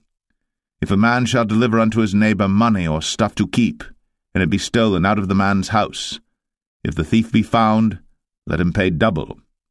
If the thief be not found, then the master of the house shall be brought unto the judges to see whether he have put his hand unto his neighbour's goods. For all manner of trespass, whether it be for ox, for ass, for sheep, for raiment, or for any manner of lost thing, which another challengeth to be his, the cause of both parties shall come before the judges, and whom the judges shall condemn, he shall pay double unto his neighbour. If a man deliver unto his neighbour an ass, or an ox, or a sheep, or any beast to keep, and it die, or be hurt, or driven away, no man seeing it, then shall an oath of the Lord be between them both, that he hath not put his hand unto his neighbour's goods, and the owner of it shall accept thereof, and he shall not make it good. And if it be stolen from him, he shall make restitution unto the owner thereof. If it be torn in pieces, then let him bring it for witness, and he shall not make good that which was torn. And if a man borrow aught of his neighbour, and it be hurt or die, the owner thereof being not with it, he shall surely make it good. But if the owner thereof be with it, he shall not make it good. If it be an hired thing, it came for his hire. And if a man entice a maid that is not betrothed, and lie with her, he shall surely endow her to be his wife. If her father utterly refuse to give her unto him, he shall pay money according to the dowry of virgins. Thou shalt not suffer a witch to live. Whosoever lieth with a beast shall surely be put to death. He that sacrificeth unto any god, save unto the Lord only, he shall be utterly destroyed. Thou shalt neither vex a stranger nor oppress him, for ye were strangers in the land of Egypt. Ye shall not afflict any widow or fatherless child. If thou afflict them in any wise, and they cry at all unto me, I will surely hear their cry, and my wrath shall wax hot, and I will kill you with the sword, and your wives shall be widows, and your children fatherless. If thou lend money to any of my people that is poor by thee, thou shalt not be to him as an usurer, neither shalt thou lay upon him usury. If thou at all take thy neighbour's raiment to pledge, thou shalt deliver it unto him by that the sun goeth down. For that is his covering only, it is his raiment for his skin, wherein shall he sleep? And it shall come to pass, when he crieth unto me, that I will hear, for I am gracious. Thou shalt not revile the gods, nor curse the ruler of thy people. Thou shalt not delay to offer the first of thy ripe fruits, and of thy liquors, the firstborn of thy sons shalt thou give unto me. Likewise shalt thou do with thine oxen, and with thy sheep. 7 days it shall be with his dam. On the 8th day thou shalt give it me. And ye shall be holy men unto me. Neither shall ye eat any flesh that is torn of beasts in the field. Ye shall cast it to the dogs. Exodus 23. Thou shalt not raise a false report. Put not thine hand with the wicked to be an unrighteous witness. Thou shalt not follow a multitude to do evil. Neither shalt thou speak in a cause to decline after many to wrest judgment. Neither shalt thou countenance a poor man in his cause. If thou meet thine enemy's ox or his ass going astray, thou shalt surely bring it back to him again. If thou see the ass of him that hateth thee lying under his burden, and wouldest forbear to help him, thou shalt surely help with him. Thou shalt not wrest the judgment of thy poor in his cause. Keep thee far from a false matter, and the innocent and righteous slay thou not, for I will not justify the wicked. And thou shalt take no gift, for the gift blindeth the wise, and perverteth the words of the righteous. Also, thou shalt not oppress a stranger. For ye know the heart of a stranger, seeing ye were strangers in the land of Egypt. And 6 years thou shalt sow thy land, and shalt gather in the fruits thereof. But the 7th year thou shalt let it rest and lie still, that the poor of thy people may eat, and what they leave the beasts of the field shall eat. In like manner thou shalt deal with thy vineyard, and with thy oliveyard. 6 days thou shalt do thy work, and on the 7th day thou shalt rest, that thine ox and thine ass may rest, and the son of thy handmaid, and the stranger may be refreshed. And in all things that I have said unto you be circumspect, and make no mention of the name of other gods, neither let it be heard out of thy mouth. 3 times thou shalt keep a feast unto me in the year. Thou shalt keep the feast of unleavened bread. Thou shalt eat unleavened bread 7 days, as I commanded thee, in the time appointed of the month Abib. For in it thou camest out from Egypt, and none shall appear before me empty.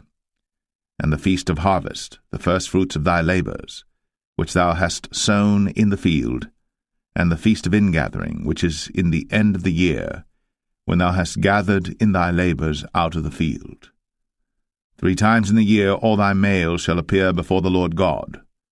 Thou shalt not offer the blood of my sacrifice with leavened bread, neither shall the fat of my sacrifice remain until the morning. The first of the firstfruits of thy land thou shalt bring into the house of the Lord thy God. Thou shalt not see the kid in his mother's milk. Behold, I send an angel before thee, to keep thee in the way, and to bring thee into the place which I have prepared. Beware of him, and obey his voice. Provoke him not, for he will not pardon your transgressions, for my name is in him. But if thou shalt indeed obey his voice, and do all that I speak, then I will be an enemy unto thine enemies, and an adversary unto thine adversaries. For mine angel shall go before thee, and bring thee in unto the Amorites, and the Hittites, and the Perizzites, and the Canaanites, the Hivites, and the Jebusites, and I will cut them off. Thou shalt not bow down to their gods, nor serve them, nor do after their works, but thou shalt utterly overthrow them, and quite break down their images. And ye shall serve the Lord your God, and he shall bless thy bread and thy water, and I will take sickness away from the midst of thee. There shall nothing cast their young, nor be barren in thy land. The number of thy days I will fulfill. I will send my fear before thee, and will destroy all the people to whom thou shalt come, and I will make all thine enemies turn their backs unto thee, and I will send hornets before thee, which shall drive out the Hivite, the Canaanite, and the Hittite from before thee.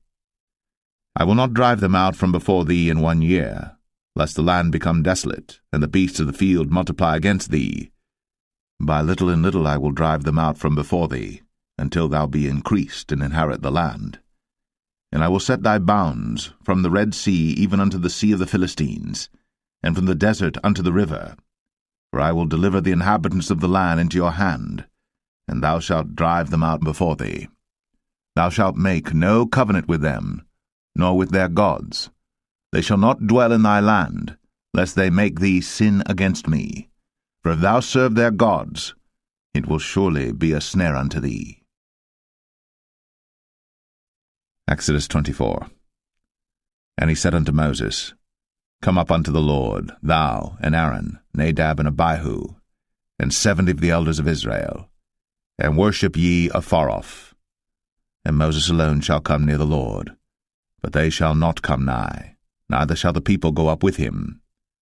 And Moses came, and told the people all the words of the Lord, and all the judgments, and all the people answered with one voice, and said, All the words which the Lord hath said will we do. And Moses wrote all the words of the Lord, and rose up early in the morning, and builded an altar under the hill, and 12 pillars according to the 12 tribes of Israel. And he sent young men of the children of Israel, which offered burnt offerings, and sacrificed peace offerings of oxen unto the Lord. And Moses took half of the blood, and put it in basins, and half of the blood he sprinkled on the altar.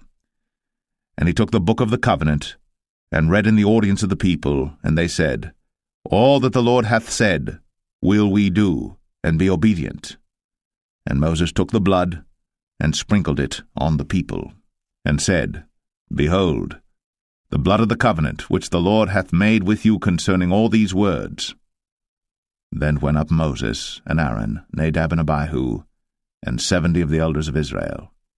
And they saw the God of Israel, And there was under his feet as it were a paved work of a sapphire stone, and as it were the body of heaven in his clearness. And upon the nobles of the children of Israel he laid not his hand. Also they saw God, and did eat and drink. And the Lord said unto Moses, Come up to me into the mount, and be there. And I will give thee tables of stone, and a law and commandments which I have written, that thou mayest teach them. And Moses rose up, and his minister Joshua. And Moses went up into the mount of God. And he said unto the elders, Tarry ye here for us, until we come again unto you. And behold, Aaron and Hur are with you. If any man have any matters to do, let him come unto them. And Moses went up into the mount, and a cloud covered the mount. And the glory of the Lord abode upon Mount Sinai, and the cloud covered it 6 days. And the 7th day he called unto Moses out of the midst of the cloud. And the sight of the glory of the Lord was like devouring fire on the top of the mount in the eyes of the children of Israel. And Moses went into the midst of the cloud, and gat him up into the mount. And Moses was in the mount 40 days and 40 nights. Exodus 25. And the Lord spake unto Moses, saying, Speak unto the children of Israel, that they bring me an offering of every man that giveth it willingly with his heart. Ye shall take my offering. And this is the offering which ye shall take of them, gold and silver and brass, and blue and purple and scarlet, and fine linen, and goat's hair, and rams' skins dyed red, and badgers' skins, and shittim wood, oil for the light, spices for anointing oil, and for sweet incense, onyx stones, and stones to be set in the ephod, and in the breastplate. And let them make me a sanctuary, that I may dwell among them, according to all that I show thee, after the pattern of the tabernacle, and the pattern of all the instruments thereof, even so shall ye make it. And they shall make an ark of shittim wood. 2 cubits and a half shall be the length thereof, and 1 cubit and a half the breadth thereof, and 1 cubit and a half the height thereof. And thou shalt overlay it with pure gold, within and without shalt thou overlay it, and shalt make upon it a crown of gold round about. And thou shalt cast 4 rings of gold for it, and put them in the 4 corners thereof, and 2 rings shall be in the one side of it, and 2 rings in the other side of it. And thou shalt make staves of shittim wood, and overlay them with gold. And thou shalt put the staves into the rings by the sides of the ark, that the ark may be borne with them. The staves shall be in the rings of the ark, they shall not be taken from it. And thou shalt put into the ark the testimony which I shall give thee. And thou shalt make a mercy seat of pure gold. 2 cubits and a half shall be the length thereof, and 1 cubit and a half the breadth thereof. And thou shalt make 2 cherubims of gold. Of beaten work shalt thou make them, in the 2 ends of the mercy seat. And make 1 cherub on the one end, and the other cherub on the other end. Even of the mercy seat shall ye make the cherubims on the 2 ends thereof. And the cherubims shall stretch forth their wings on high, covering the mercy seat with their wings, and their faces shall look one to another. Toward the mercy seat shall the faces of the cherubims be. And thou shalt put the mercy seat above upon the ark, and in the ark thou shalt put the testimony that I shall give thee.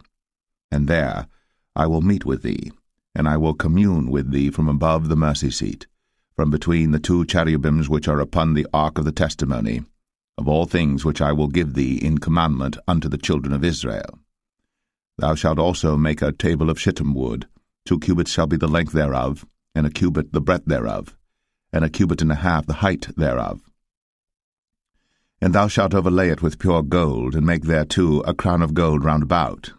And thou shalt make unto it a border of an handbreadth round about, and thou shalt make a golden crown to the border thereof round about. And thou shalt make for it 4 rings of gold, and put the rings in the 4 corners that are on the 4 feet thereof. Over against the border shall the rings be for places of the staves to bear the table. And thou shalt make the staves of shittim wood, and overlay them with gold, that the table may be borne with them. And thou shalt make the dishes thereof, and spoons thereof, and covers thereof, and bowls thereof, to cover withal, of pure gold shalt thou make them. And thou shalt set upon the table showbread before me always. And thou shalt make a candlestick of pure gold. Of beaten work shall the candlestick be made. His shaft and his branches, his bowls, his knobs and his flowers shall be of the same. And 6 branches shall come out of the sides of it, 3 branches of the candlestick out of the one side, and 3 branches of the candlestick out of the other side. 3 bowls made like unto almonds, with a knob and a flower in one branch, and 3 bowls made like almonds in the other branch, with a knob and a flower. So in the 6 branches that come out of the candlestick. And in the candlestick shall be 4 bowls made like unto almonds, with their knobs and their flowers. And there shall be a knob under 2 branches of the same, and a knob under 2 branches of the same, and a knob under 2 branches of the same, according to the 6 branches that proceed out of the candlestick. Their knobs and their branches shall be of the same. All it shall be one beaten work of pure gold. And thou shalt make the 7 lamps thereof, and they shall light the lamps thereof, that they may give light over against it. And the tongs thereof, and the snuff dishes thereof, shall be of pure gold. Of a talent of pure gold shall he make it with all these vessels. And look that thou make them after their pattern which was shown thee in the mount. Exodus 26. Moreover, thou shalt make the tabernacle with 10 curtains of fine twined linen, and blue, and purple, and scarlet. With cherubims of cunning work shalt thou make them. The length of one curtain shall be 28 cubits, and the breadth of one curtain 4 cubits, and every one of the curtains shall have one measure. The 5 curtains shall be coupled together one to another, and other 5 curtains shall be coupled one to another. And thou shalt make loops of blue upon the edge of the one curtain, from the selvage in the coupling. And likewise shalt thou make in the uttermost edge of another curtain, in the coupling of the second. 50 loops shalt thou make in the one curtain, and 50 loops shalt thou make in the edge of the curtain that is in the coupling of the second, that the loops may take hold one of another. And thou shalt make 50 taches of gold, and couple the curtains together with the taches, and it shall be one tabernacle. And thou shalt make curtains of goat's hair to be a covering upon the tabernacle. 11 curtains shalt thou make. The length of one curtain shall be 30 cubits, and the breadth of one curtain 4 cubits, and the 11 curtains shall be all of one measure. And thou shalt couple 5 curtains by themselves, and 6 curtains by themselves, and shalt double the 6 curtains in the forefront of the tabernacle. And thou shalt make 50 loops on the edge of the one curtain that is outmost in the coupling, and 50 loops in the edge of the curtain which coupleth the second. And thou shalt make 50 taches of brass, and put the taches into the loops, and couple the tent together, that it may be one. And the remnant that remaineth of the curtains of the tent, the half curtain that remaineth, shall hang over the backside of the tabernacle, and a cubit on the one side, and a cubit on the other side of that which remaineth in the length of the curtains of the tent. It shall hang over the sides of the tabernacle on this side, and on that side to cover it. And thou shalt make a covering for the tent of ram's skins dyed red, and a covering above of badger's skins. And thou shalt make boards for the tabernacle of shittim wood standing up. 10 cubits shall be the length of a board, and a cubit and a half shall be the breadth of one board. 2 tenons shall there be in one board, set in order, one against another. Thus shalt thou make for all the boards of the tabernacle. And thou shalt make the boards for the tabernacle 20 boards on the south side southward. And thou shalt make 40 sockets of silver under the 20 boards, 2 sockets under one board for his 2 tenons, and 2 sockets under another board for his 2 tenons. And for the second side of the tabernacle on the north side there shall be 20 boards, and there 40 sockets of silver, 2 sockets under one board, and 2 sockets under another board. And for the sides of the tabernacle westward thou shalt make 6 boards, and 2 boards shalt thou make for the corners of the tabernacle in the 2 sides. And they shall be coupled together beneath, and they shall be coupled together above the head of it unto one ring. Thus shall it be for them both. They shall be for the 2 corners. And they shall be 8 boards, and their sockets of silver 16 sockets, 2 sockets under one board, and 2 sockets under another board.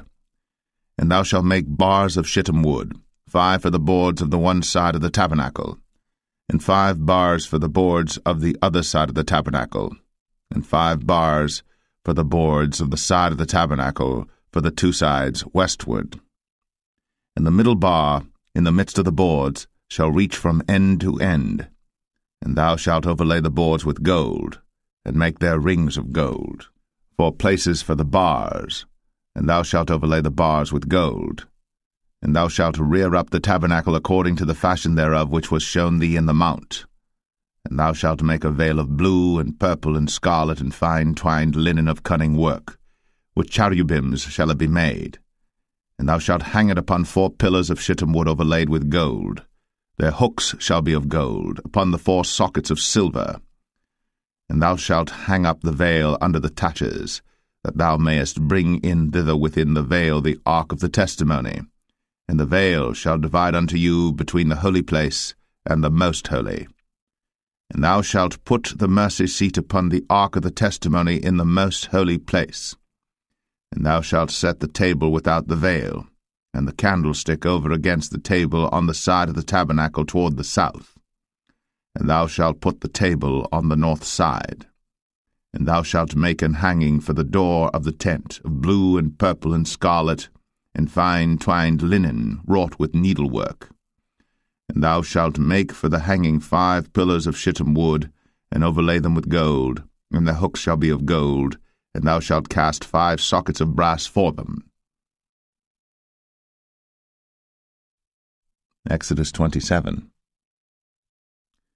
And thou shalt make an altar of shittim wood, 5 cubits long and 5 cubits broad. The altar shall be 4 square, and the height thereof shall be 3 cubits. And thou shalt make the horns of it upon the 4 corners thereof. His horns shall be of the same, and thou shalt overlay it with brass. And thou shalt make his pans to receive his ashes, and his shovels, and his basins, and his flesh hooks, and his firepans. All the vessels thereof thou shalt make of brass. And thou shalt make for it a grate of network of brass, and upon the net shalt thou make 4 brazen rings in the 4 corners thereof. And thou shalt put it under the compass of the altar beneath, that the net may be even to the midst of the altar. And thou shalt make staves for the altar, staves of shittim wood, and overlay them with brass. And the staves shall be put into the rings, and the staves shall be upon the 2 sides of the altar to bear it. Hollow with boards shalt thou make it, as it was shown thee in the mount, so shall they make it. And thou shalt make the court of the tabernacle for the south side. Southward there shall be hangings for the court of fine twined linen, of 100 cubits long for one side. And the 20 pillars thereof, and their 20 sockets shall be of brass. The hooks of the pillars, and their fillets, shall be of silver. And likewise for the north side in length there shall be hangings of 100 cubits long, and his 20 pillars, and their 20 sockets of brass, the hooks of the pillars, and their fillets of silver. And for the breadth of the court on the west side shall be hangings of 50 cubits, their pillars 10, and their sockets 10. And the breadth of the court on the east side eastward shall be 50 cubits. The hangings of one side of the gate shall be 15 cubits, their pillars 3, and their sockets 3. And on the other side shall be hangings 15 cubits, their pillars 3, and their sockets 3. And for the gate of the court shall be an hanging of 20 cubits of blue, and purple, and scarlet, and fine twined linen, wrought with needlework, and their pillars shall be 4, and their sockets 4. All the pillars round about the court shall be filleted with silver. Their hooks shall be of silver, and their sockets of brass. The length of the court shall be 100 cubits, and the breadth 50 everywhere, and the height 5 cubits of fine twined linen, and their sockets of brass. All the vessels of the tabernacle, and all the service thereof, and all the pins thereof, and all the pins of the court shall be of brass. And thou shalt command the children of Israel that they bring thee pure oil olive beaten for the light, to cause the lamp to burn always. In the tabernacle of the congregation without the veil, which is before the testimony, Aaron and his sons shall order it from evening to morning before the Lord. It shall be a statute for ever, unto their generations, on the behalf of the children of Israel. Exodus 28. And take thou unto thee Aaron thy brother, and his sons with him, from among the children of Israel, that he may minister unto me in the priest's office, even Aaron, Nadab, and Abihu, Eleazar, and Ithamar Aaron's sons. And thou shalt make holy garments for Aaron thy brother, for glory and for beauty. And thou shalt speak unto all that are wise-hearted, whom I have filled with the spirit of wisdom, that they may make Aaron's garments to consecrate him, that he may minister unto me in the priest's office.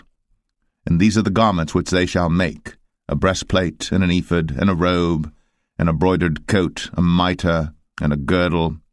And they shall make holy garments for Aaron thy brother, and his sons, that he may minister unto me in the priest's office. And they shall take gold, and blue, and purple, and scarlet, and fine linen. And they shall make the ephod of gold, of blue, and of purple, of scarlet, and fine twined linen with cunning work. It shall have the 2 shoulder pieces thereof joined at the 2 edges thereof, and so it shall be joined together. And the curious girdle of the ephod which is upon it shall be of the same, according to the work thereof, even of gold, of blue, and purple, and scarlet, and fine twined linen. And thou shalt take 2 onyx stones, and grave on them the names of the children of Israel, 6 of their names on one stone, and the other 6 names of the rest on the other stone, according to their birth. With the work of an engraver in stone, like the engravings of a signet, shalt thou engrave the 2 stones with the names of the children of Israel. Thou shalt make them to be set in ouches of gold. And thou shalt put the 2 stones upon the shoulders of the ephod for stones of memorial unto the children of Israel. And Aaron shall bear their names before the Lord upon his 2 shoulders for a memorial. And thou shalt make ouches of gold, and 2 chains of pure gold at the ends.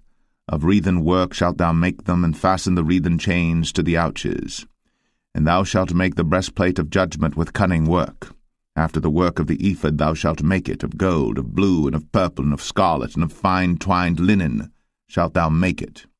4 square it shall be, being doubled. A span shall be the length thereof, and a span shall be the breadth thereof.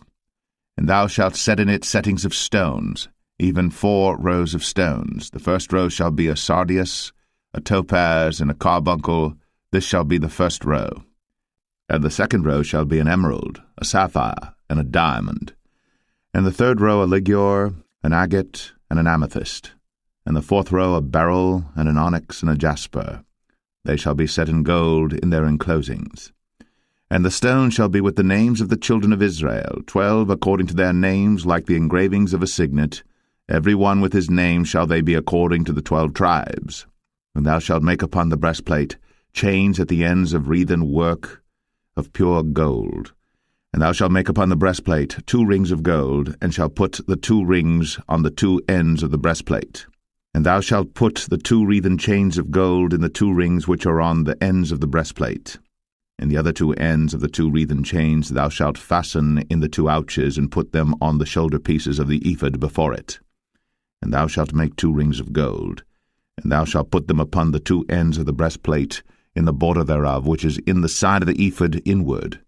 And 2 other rings of gold thou shalt make, and shalt put them on the 2 sides of the ephod underneath, toward the forepart thereof, over against the other coupling thereof, above the curious girdle of the ephod. And they shall bind the breastplate by the rings thereof unto the rings of the ephod with a lace of blue, that it may be above the curious girdle of the ephod, and that the breastplate be not loosed from the ephod. And Aaron shall bear the names of the children of Israel in the breastplate of judgment upon his heart, when he goeth in unto the holy place for a memorial before the Lord continually. And thou shalt put in the breastplate of judgment the Urim and the Thummim, and they shall be upon Aaron's heart, when he goeth in before the Lord. And Aaron shall bear the judgment of the children of Israel upon his heart before the Lord continually. And thou shalt make the robe of the ephod all of blue. And there shall be an hole in the top of it, in the midst thereof. It shall have a binding of woven work round about the whole of it, as it were the whole of an habergeon, that it be not rent. And beneath upon the hem of it thou shalt make pomegranates of blue, and of purple, and of scarlet round about the hem thereof, and bells of gold between them round about. A golden bell and a pomegranate, a golden bell and a pomegranate, upon the hem of the robe round about. And it shall be upon Aaron to minister. And his sound shall be heard when he goeth in unto the holy place before the Lord, and when he cometh out, that he die not.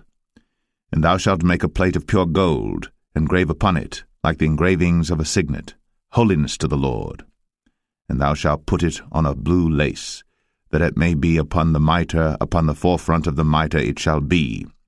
And it shall be upon Aaron's forehead, that Aaron may bear the iniquity of the holy things, which the children of Israel shall hallow in all their holy gifts. And it shall be always upon his forehead, that they may be accepted before the Lord. And thou shalt embroider the coat of fine linen, and thou shalt make the mitre of fine linen, and thou shalt make the girdle of needlework. And for Aaron's sons thou shalt make coats, and thou shalt make for them girdles, and bonnets shalt thou make for them for glory and for beauty. And thou shalt put them upon Aaron thy brother, and his sons with him, and shalt anoint them, and consecrate them, and sanctify them, that they may minister unto me in the priest's office. And thou shalt make them linen breeches to cover their nakedness, from the loins even unto the thighs they shall reach. And they shall be upon Aaron and upon his sons when they come in unto the tabernacle of the congregation, or when they come near unto the altar to minister in the holy place, that they bear not iniquity and die. It shall be a statute for ever unto him and his seed after him. Exodus 29. And this is the thing that thou shalt do unto them to hallow them, to minister unto me in the priest's office. Take 1 young bullock, and 2 rams without blemish, and unleavened bread and cakes unleavened tempered with oil, and wafers unleavened anointed with oil, of wheaten flour shalt thou make them. And thou shalt put them into 1 basket, and bring them in the basket, with the bullock and the 2 rams. And Aaron and his sons thou shalt bring unto the door of the tabernacle of the congregation, and shalt wash them with water. And thou shalt take the garments, and put upon Aaron the coat, and the robe of the ephod, and the breastplate, and gird him with the curious girdle of the ephod. And thou shalt put the mitre upon his head, and put the holy crown upon the mitre. Then shalt thou take the anointing oil, and pour it upon his head, and anoint him. And thou shalt bring his sons, and put coats upon them. And thou shalt gird them with girdles, Aaron and his sons, and put the bonnets on them, and the priest's office shall be theirs for a perpetual statute. And thou shalt consecrate Aaron and his sons. And thou shalt cause a bullock to be brought before the tabernacle of the congregation, and Aaron and his sons shall put their hands upon the head of the bullock. And thou shalt kill the bullock before the Lord, by the door of the tabernacle of the congregation. And thou shalt take of the blood of the bullock, and put it upon the horns of the altar with thy finger, and pour all the blood beside the bottom of the altar. And thou shalt take all the fat that covereth the inwards, and the caul that is above the liver, and the 2 kidneys, and the fat that is upon them, and burn them upon the altar. But the flesh of the bullock, and his skin, and his dung, shalt thou burn with fire without the camp. It is a sin offering.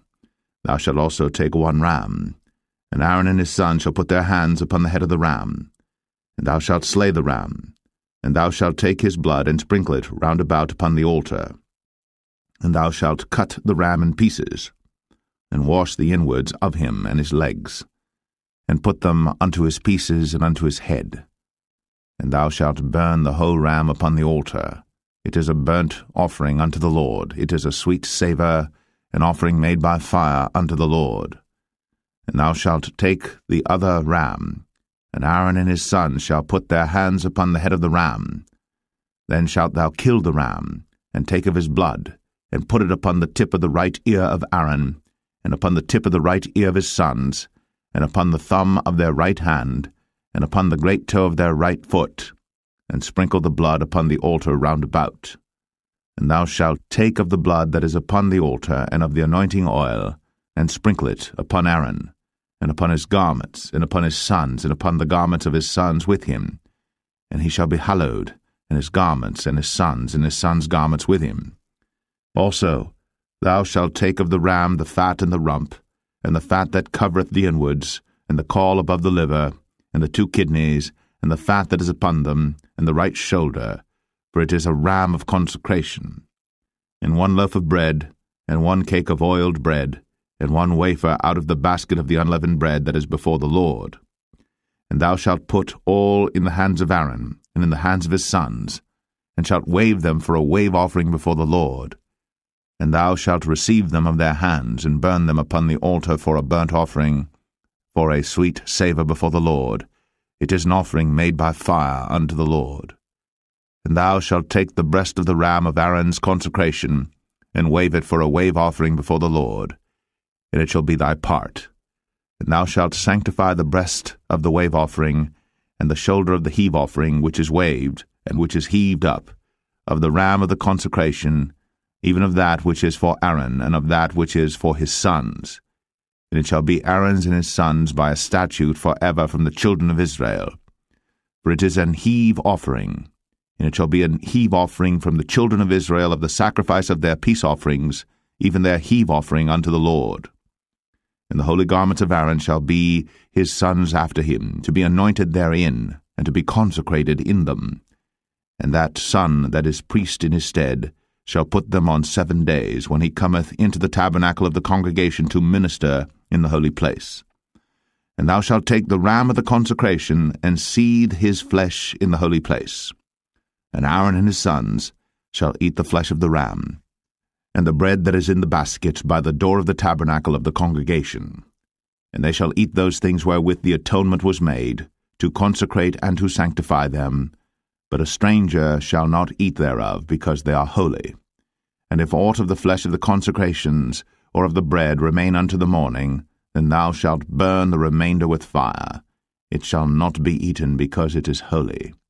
And thus shalt thou do unto Aaron and to his sons, according to all things which I have commanded thee. 7 days shalt thou consecrate them.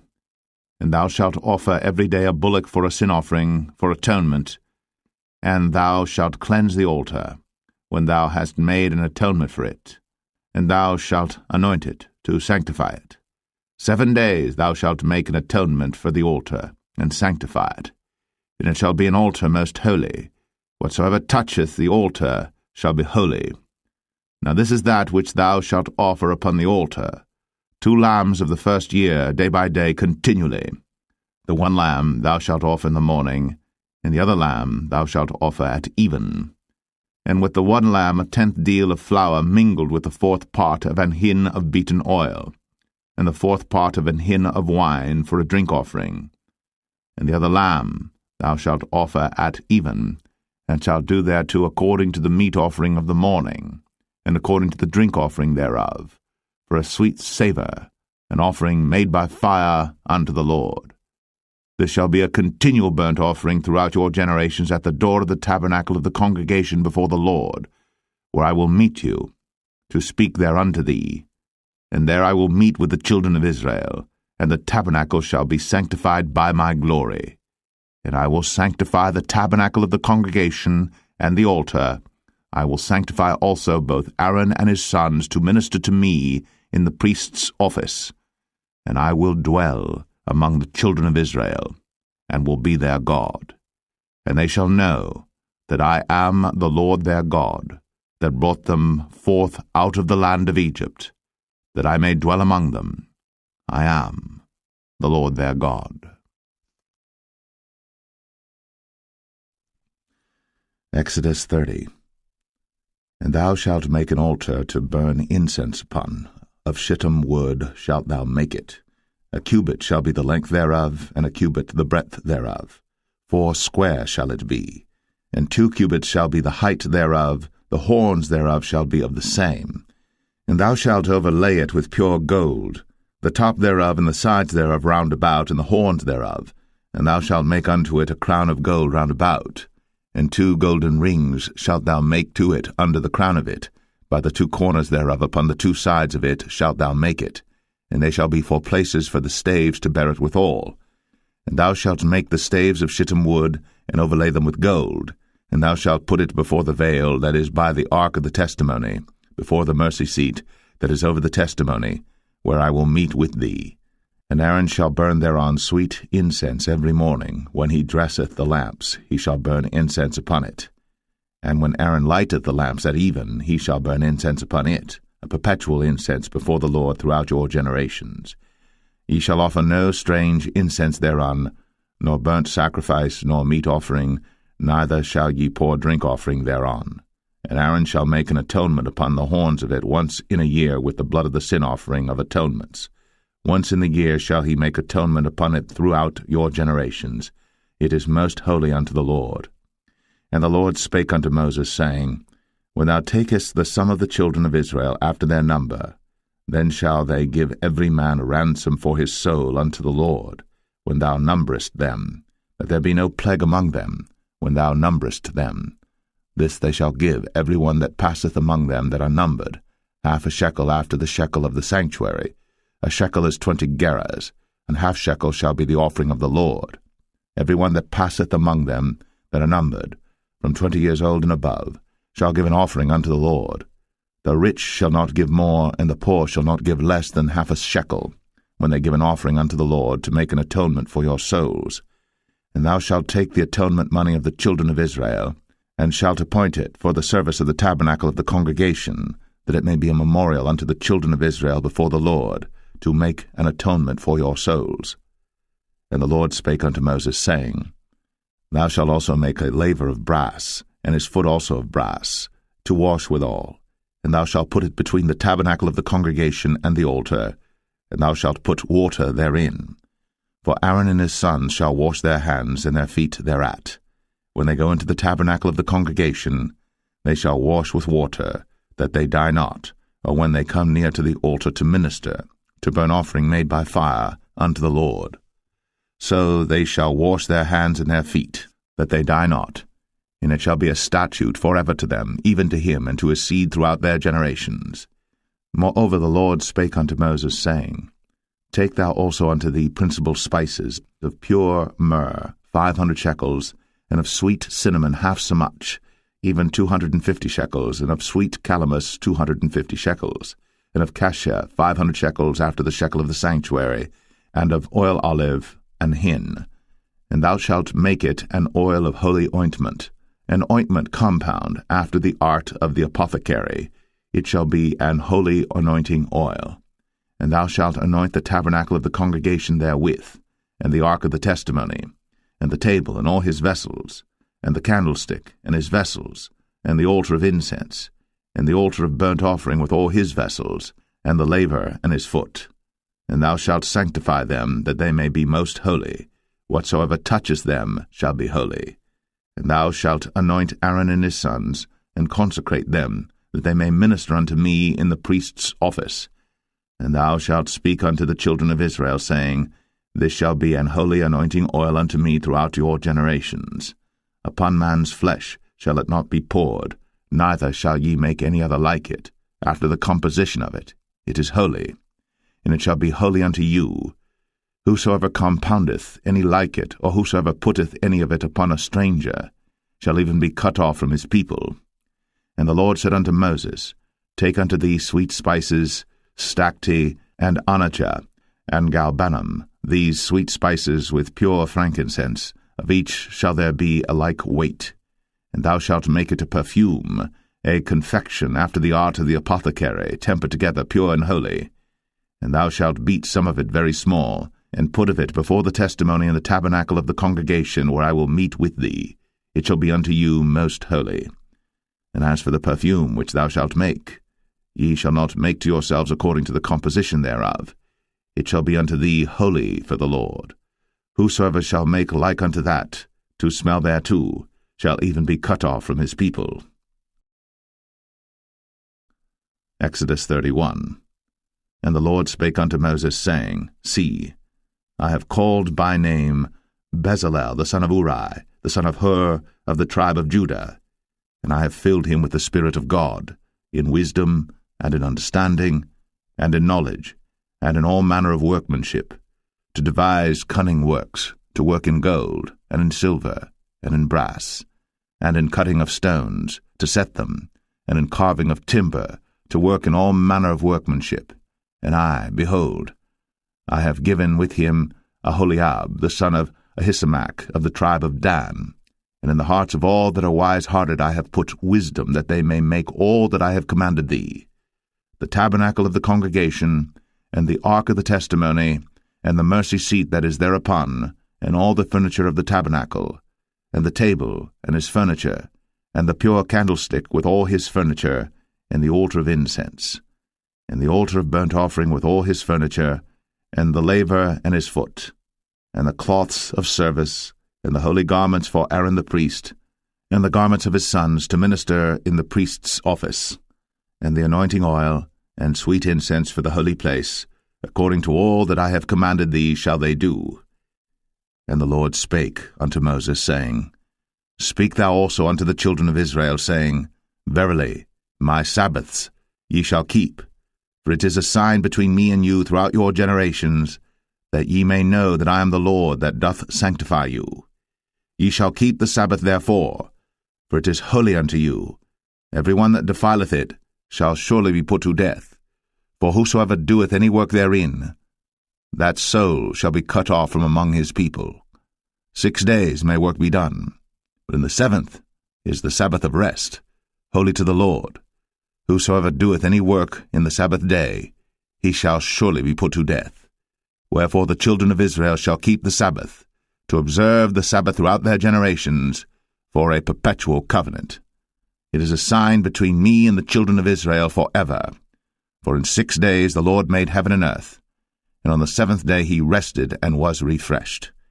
And he gave unto Moses, when he had made an end of communing with him upon Mount Sinai, 2 tables of testimony, tables of stone, written with the finger of God. Exodus 32. And when the people saw that Moses delayed to come down out of the mount, the people gathered themselves together unto Aaron, and said unto him, Up, make us gods, which shall go before us. For as for this Moses, the man that brought us up out of the land of Egypt, we wot not what is become of him.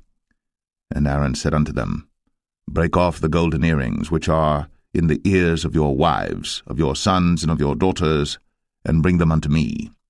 And all the people brake off the golden earrings which were in their ears, and brought them unto Aaron. And he received them at their hand, and fashioned it with a graving tool, after he had made it a molten calf. And they said, These be thy gods, O Israel, which brought thee up out of the land of Egypt. And when Aaron saw it, he built an altar before it. And Aaron made proclamation and said, Tomorrow is a feast to the Lord. And they rose up early on the morrow, and offered burnt offerings, and brought peace offerings. And the people sat down to eat and to drink, and rose up to play. And the Lord said unto Moses, Go, get thee down, for thy people, which thou broughtest out of the land of Egypt, have corrupted themselves. They have turned aside quickly out of the way which I commanded them. They have made them a molten calf, and have worshipped it, and have sacrificed thereunto, and said, These be thy gods, O Israel, which have brought thee up out of the land of Egypt. And the Lord said unto Moses, I have seen this people, and behold, it is a stiff-necked people. Now therefore let me alone, that my wrath may wax hot against them, and that I may consume them, and I will make of thee a great nation. And Moses besought the Lord his God, and said, Lord, why doth thy wrath wax hot against thy people, which thou hast brought forth out of the land of Egypt with great power, and with a mighty hand? Wherefore should the Egyptians speak and say, For mischief did he bring them out, to slay them in the mountains, and to consume them from the face of the earth? Turn from thy fierce wrath, and repent of this evil against thy people. Remember Abraham, Isaac, and Israel, thy servants, to whom thou swarest by thine own self, and saidst unto them, I will multiply your seed as the stars of heaven, and all this land that I have spoken of will I give unto your seed, and they shall inherit it forever. And the Lord repented of the evil which he thought to do unto his people. And Moses turned, and went down from the mount, and the 2 tables of the testimony were in his hand. The tables were written on both their sides. On the one side, and on the other, were they written. And the tables were the work of God, and the writing was the writing of God, graven upon the tables. And when Joshua heard the noise of the people as they shouted, he said unto Moses, There is a noise of war in the camp. And he said, It is not the voice of them that shout for mastery, neither is it the voice of them that cry for being overcome, but the noise of them that sing do I hear. And it came to pass, as soon as he came nigh unto the camp, that he saw the calf and the dancing. And Moses' anger waxed hot, and he cast the tables out of his hands, and brake them beneath the mount. And he took the calf which they had made, and burnt it in the fire, and ground it to powder, and strawed it upon the water, and made the children of Israel drink of it. And Moses said unto Aaron, What did this people unto thee, that thou hast brought so great a sin upon them? And Aaron said, Let not the anger of my Lord wax hot. Thou knowest the people, that they are set on mischief. For they said unto me, Make us gods, which shall go before us. For as for this Moses, the man that brought us up out of the land of Egypt, we wot not what is become of him. And I said unto them, Whosoever hath any gold, let them break it off. So they gave it to me. Then I cast it into the fire, and there came out this calf. And when Moses saw that the people were naked, for Aaron had made them naked unto their shame among their enemies, then Moses stood in the gate of the camp, and said, Who is on the Lord's side? Let him come unto me. And all the sons of Levi gathered themselves together unto him. And he said unto them, Thus saith the Lord God of Israel, Put every man his sword by his side, and go in and out from gate to gate throughout the camp, and slay every man his brother, and every man his companion, and every man his neighbor. And the children of Levi did according to the word of Moses. And there fell of the people that day about 3,000 men. For Moses had said, Consecrate yourselves today to the Lord, even every man upon his son, and upon his brother, that he may bestow upon you a blessing this day. And it came to pass on the morrow, that Moses said unto the people, Ye have sinned a great sin, and now I will go up unto the Lord. Peradventure I shall make an atonement for your sin. And Moses returned unto the Lord, and said, O this people have sinned a great sin, and have made them gods of gold. Yet now, if thou wilt forgive their sin, and if not, blot me, I pray thee, out of thy book, which thou hast written. And the Lord said unto Moses, Whosoever hath sinned against me, him will I blot out of my book. Therefore now go, lead the people unto the place of which I have spoken unto thee. Behold, mine angel shall go before thee. Nevertheless, in the day when I visit, I will visit their sin upon them. And the Lord plagued the people, because they made the calf which Aaron made. Exodus 33. And the Lord said unto Moses, Depart, and go up hence, thou, and the people which thou hast brought up out of the land of Egypt, unto the land which I sware unto Abraham, to Isaac, and to Jacob, saying, Unto thy seed will I give it. And I will send an angel before thee, and I will drive out the Canaanite, the Amorite, and the Hittite, and the Perizzite, the Hivite, and the Jebusite, unto a land flowing with milk and honey. For I will not go up in the midst of thee, for thou art a stiff-necked people, lest I consume thee in the way. And when the people heard these evil tidings, they mourned, and no man did put on him his ornaments. For the Lord had said unto Moses, Say unto the children of Israel, Ye are a stiff-necked people. I will come up into the midst of thee in a moment, and consume thee. Therefore now put off thy ornaments from thee, that I may know what to do unto thee. And the children of Israel stripped themselves of their ornaments by the mount Horeb. And Moses took the tabernacle, and pitched it without the camp, afar off from the camp, and called it the tabernacle of the congregation. And it came to pass that every one which sought the Lord went out unto the tabernacle of the congregation, which was without the camp. And it came to pass, when Moses went out unto the tabernacle, that all the people rose up, and stood every man at his tent door, and looked after Moses, until he was gone into the tabernacle. And it came to pass, as Moses entered into the tabernacle, the cloudy pillar descended, and stood at the door of the tabernacle, and the Lord talked with Moses. And all the people saw the cloudy pillar stand at the tabernacle door. And all the people rose up and worshipped, every man in his tent door.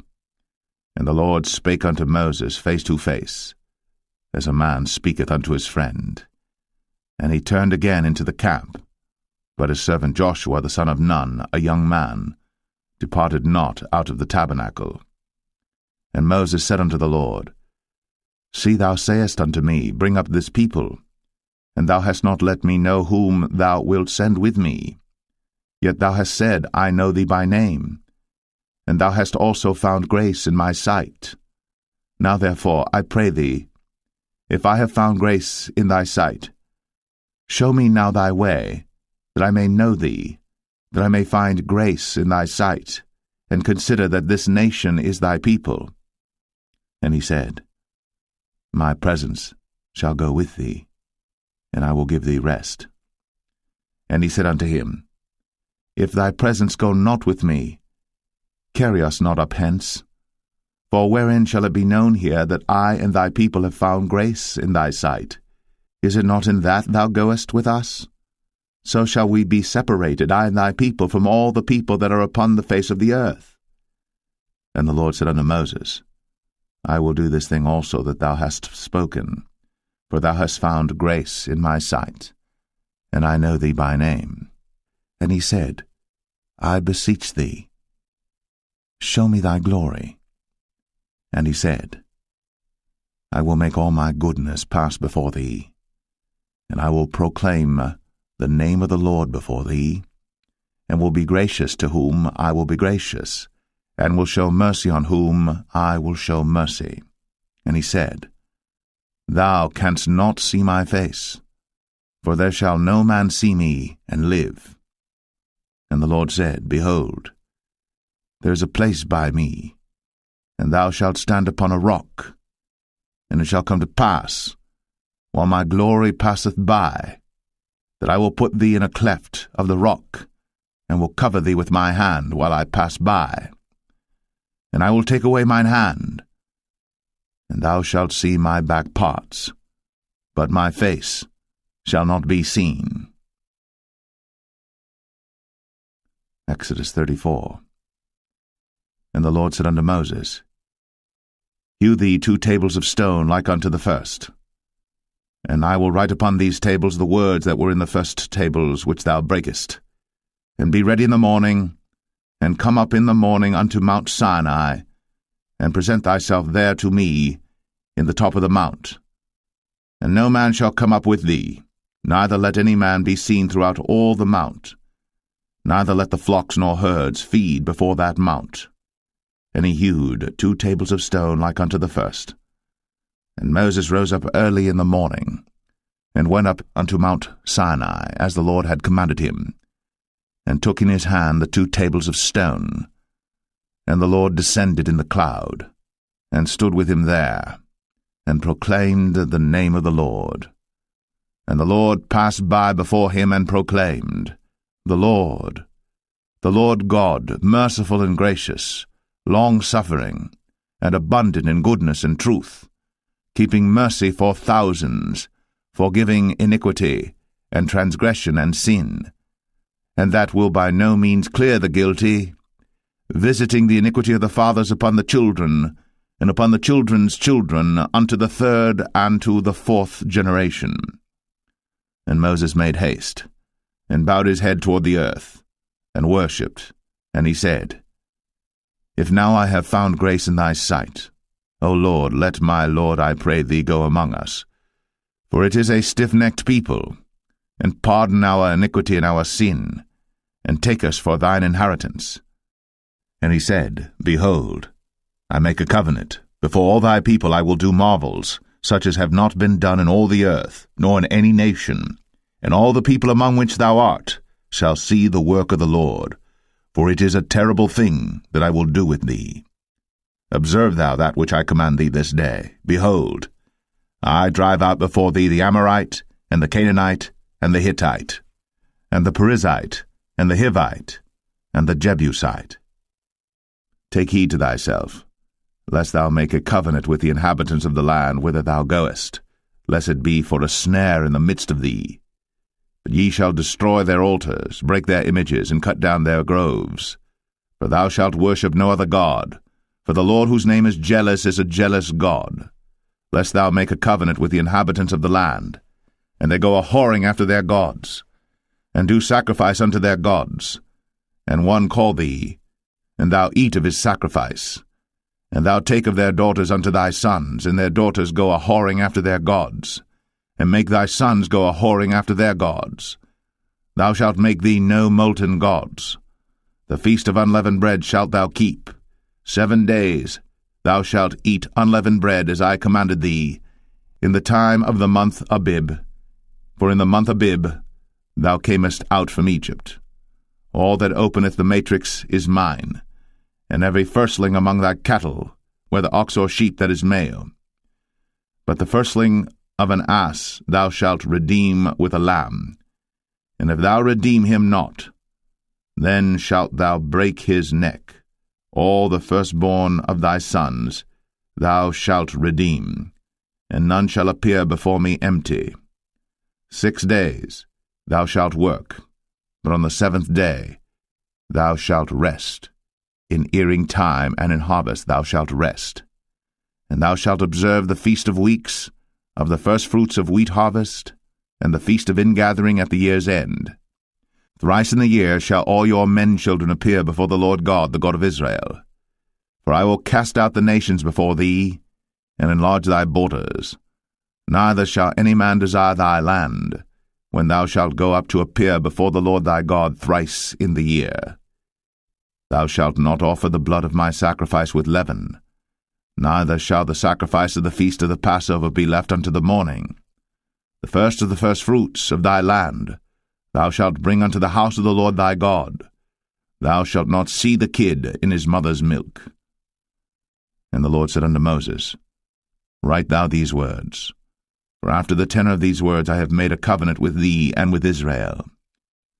And he was there with the Lord 40 days and 40 nights. He did neither eat bread nor drink water. And he wrote upon the tables the words of the covenant, the 10 commandments.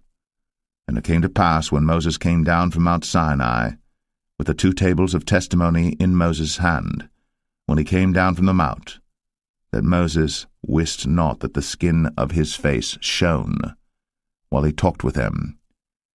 And when Aaron and all the children of Israel saw Moses, behold, the skin of his face shone, and they were afraid to come nigh him.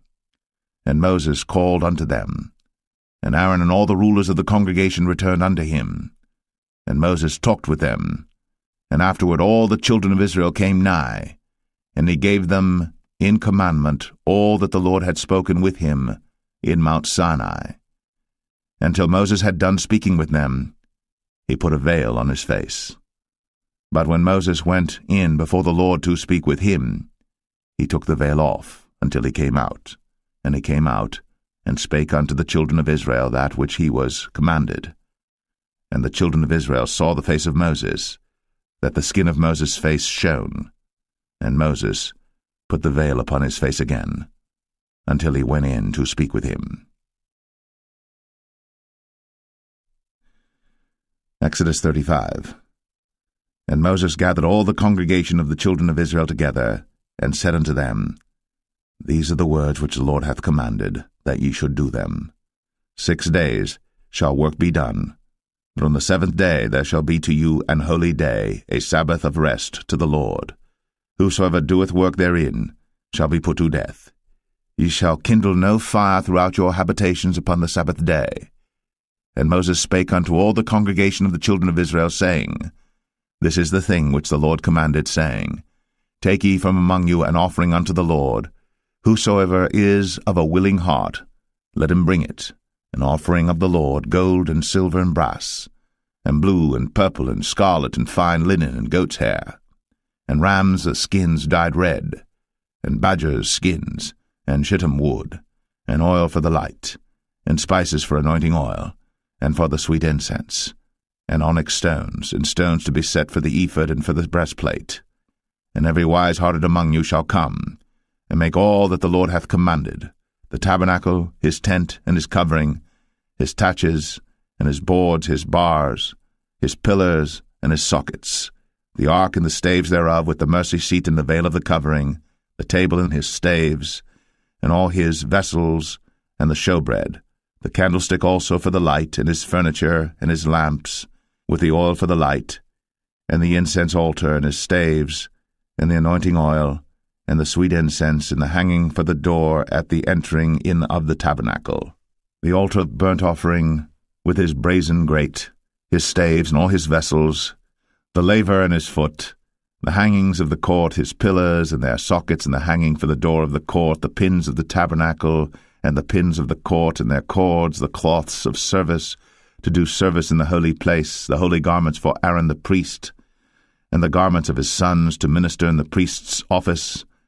And all the congregation of the children of Israel departed from the presence of Moses.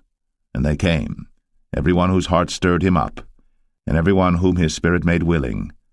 And they brought the Lord's offering to the work of the tabernacle of the congregation, and for all his service, and for the holy garments.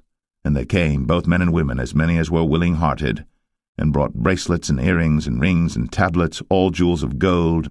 And every man that offered an offering of gold unto the Lord. And every man with whom was found blue and purple and scarlet and fine linen and goat's hair, and red skins of rams and badgers' skins brought them. Every one that did offer an offering of silver and brass brought the Lord's offering, and every man with whom was found shittim wood for any work of the service brought it. And all the women that were wise-hearted did spin with their hands, and brought that which they had spun, both of blue and of purple and of scarlet and of fine linen. And all the women whose heart stirred them up in wisdom spun goat's hair. And the rulers brought onyx stones, and stones to be set for the ephod and for the breastplate, and spice, and oil for the light, and for the anointing oil, and for the sweet incense. The children of Israel brought a willing offering unto the Lord, every man and woman whose heart made them willing to bring for all manner of work, which the Lord had commanded to be made by the hand of Moses. And Moses said unto the children of Israel, See, the Lord hath called by name Bezalel the son of Uri, the son of Hur, of the tribe of Judah. And he hath filled him with the Spirit of God in wisdom, in understanding, and in knowledge, and in all manner of workmanship, and to devise curious works, to work in gold, and in silver, and in brass, and in the cutting of stones, to set them, and in carving of wood, to make any manner of cunning work. And he hath put in his heart that he may teach, both he and Aholiab, the son of Ahisamach, of the tribe of Dan.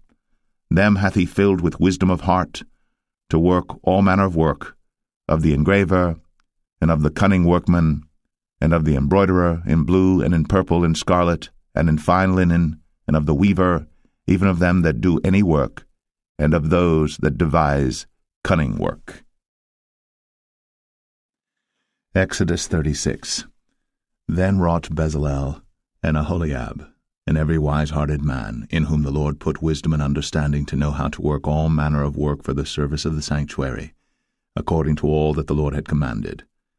And Moses called Bezalel and Aholiab, and every wise-hearted man in whose heart the Lord had put wisdom, even every one whose heart stirred him up to come unto the work to do it. And they received of Moses all the offering, which the children of Israel had brought for the work of the service of the sanctuary, to make it withal. And they brought yet unto him free offerings every morning. And all the wise men that wrought all the work of the sanctuary came every man from his work which they made. And they spake unto Moses, saying, The people bring much more than enough for the service of the work, which the Lord commanded to make. And Moses gave commandment, and they caused it to be proclaimed throughout the camp, saying, Let neither man nor woman make any more work for the offering of the sanctuary. So the people were restrained from bringing. For the stuff they had was sufficient for all the work to make it, and too much. And every wise-hearted man among them that wrought the work of the tabernacle made 10 curtains of fine twined linen and blue and purple and scarlet. With cherubims of cunning work made he them. The length of one curtain was 28 cubits, and the breadth of one curtain 4 cubits. The curtains were all of one size. And he coupled the 5 curtains one unto another, and the other 5 curtains he coupled one unto another. And he made loops of blue on the edge of one curtain from the selvage in the coupling. Likewise he made in the uttermost side of another curtain in the coupling of the second. 50 loops made he in one curtain, and 50 loops made he in the edge of the curtain which was in the coupling of the second. The loops held one curtain to another. And he made 50 taches of gold, and coupled the curtains one unto another with the taches. So it became one tabernacle. And he made curtains of goat's hair for the tent over the tabernacle. 11 curtains he made them. The length of one curtain was 30 cubits, and 4 cubits was the breadth of one curtain. The 11 curtains were of one size. And he coupled 5 curtains by themselves, and 6 curtains by themselves. And he made 50 loops upon the uttermost edge of the curtain in the coupling, and 50 loops made he upon the edge of the curtain which coupleth the second. And he made 50 taches of brass to couple the tent together, that it might be one. And he made a covering for the tent of rams' skins dyed red, and a covering of badgers' skins above that. And he made boards for the tabernacle of shittim wood standing up. The length of a board was 10 cubits, and the breadth of a board 1 cubit and a half. One board had 2 tenons, equally distant one from another. Thus did he make for all the boards of the tabernacle. And he made boards for the tabernacle, 20 boards for the south side southward. And 40 sockets of silver he made under the 20 boards, 2 sockets under one board for his 2 tenons, and 2 sockets under another board for his 2 tenons. And for the other side of the tabernacle, which is toward the north corner, he made 20 boards. And there 40 sockets of silver, 2 sockets under one board, and 2 sockets under another board. And for the sides of the tabernacle westward he made 6 boards, and 2 boards made he for the corners of the tabernacle in the 2 sides, and they were coupled beneath and coupled together at the head thereof to one ring. Thus he did to both of them in both the corners. And there were 8 boards, and their sockets were 16 sockets of silver, under every board 2 sockets. And he made bars of shittim wood, 5 for the boards of the one side of the tabernacle, and 5 bars for the boards of the other side of the tabernacle, and 5 bars for the boards of the tabernacle for the sides westward. And he made the middle bar to shoot through the boards from the one end to the other. And he overlaid the boards with gold, and made their rings of gold to be places for the bars, and overlaid the bars with gold. And he made a veil of blue and purple and scarlet, and fine twined linen with cherubims made he it of cunning work. And he made thereunto 4 pillars of shittim wood, and overlaid them with gold. Their hooks were of gold. And he cast for them 4 sockets of silver. And he made an hanging for the tabernacle door of blue and purple and scarlet and fine twined linen of needlework. And the 5 pillars of it with their hooks, and he overlaid their chapiters and their fillets with gold. But their 5 sockets were of brass. Exodus 37. And Bezalel made the ark of shittim wood. 2 cubits and a half was the length of it, and 1 cubit and a half the breadth of it, and 1 cubit and a half the height of it. And he overlaid it with pure gold within and without, and made a crown of gold to it round about. And he cast for it 4 rings of gold, to be set by the 4 corners of it, even 2 rings upon the one side of it, and 2 rings upon the other side of it. And he made staves of shittim wood, and overlaid them with gold. And he put the staves into the rings by the sides of the ark to bear the ark. And he made the mercy seat of pure gold. 2 cubits and a half was the length thereof, and 1 cubit and a half the breadth thereof. And he made 2 cherubims of gold, beaten out of one piece made he them, on the 2 ends of the mercy seat. 1 cherub on the end on this side, and another cherub on the other end on that side. Out of the mercy seat made he the cherubims on the 2 ends thereof. And the cherubims spread out their wings on high, and covered with their wings over the mercy seat with their faces one to another. Even to the mercy seatward were the faces of the cherubims. And he made the table of shittim wood. 2 cubits was the length thereof, and 1 cubit the breadth thereof, and 1 cubit and a half the height thereof.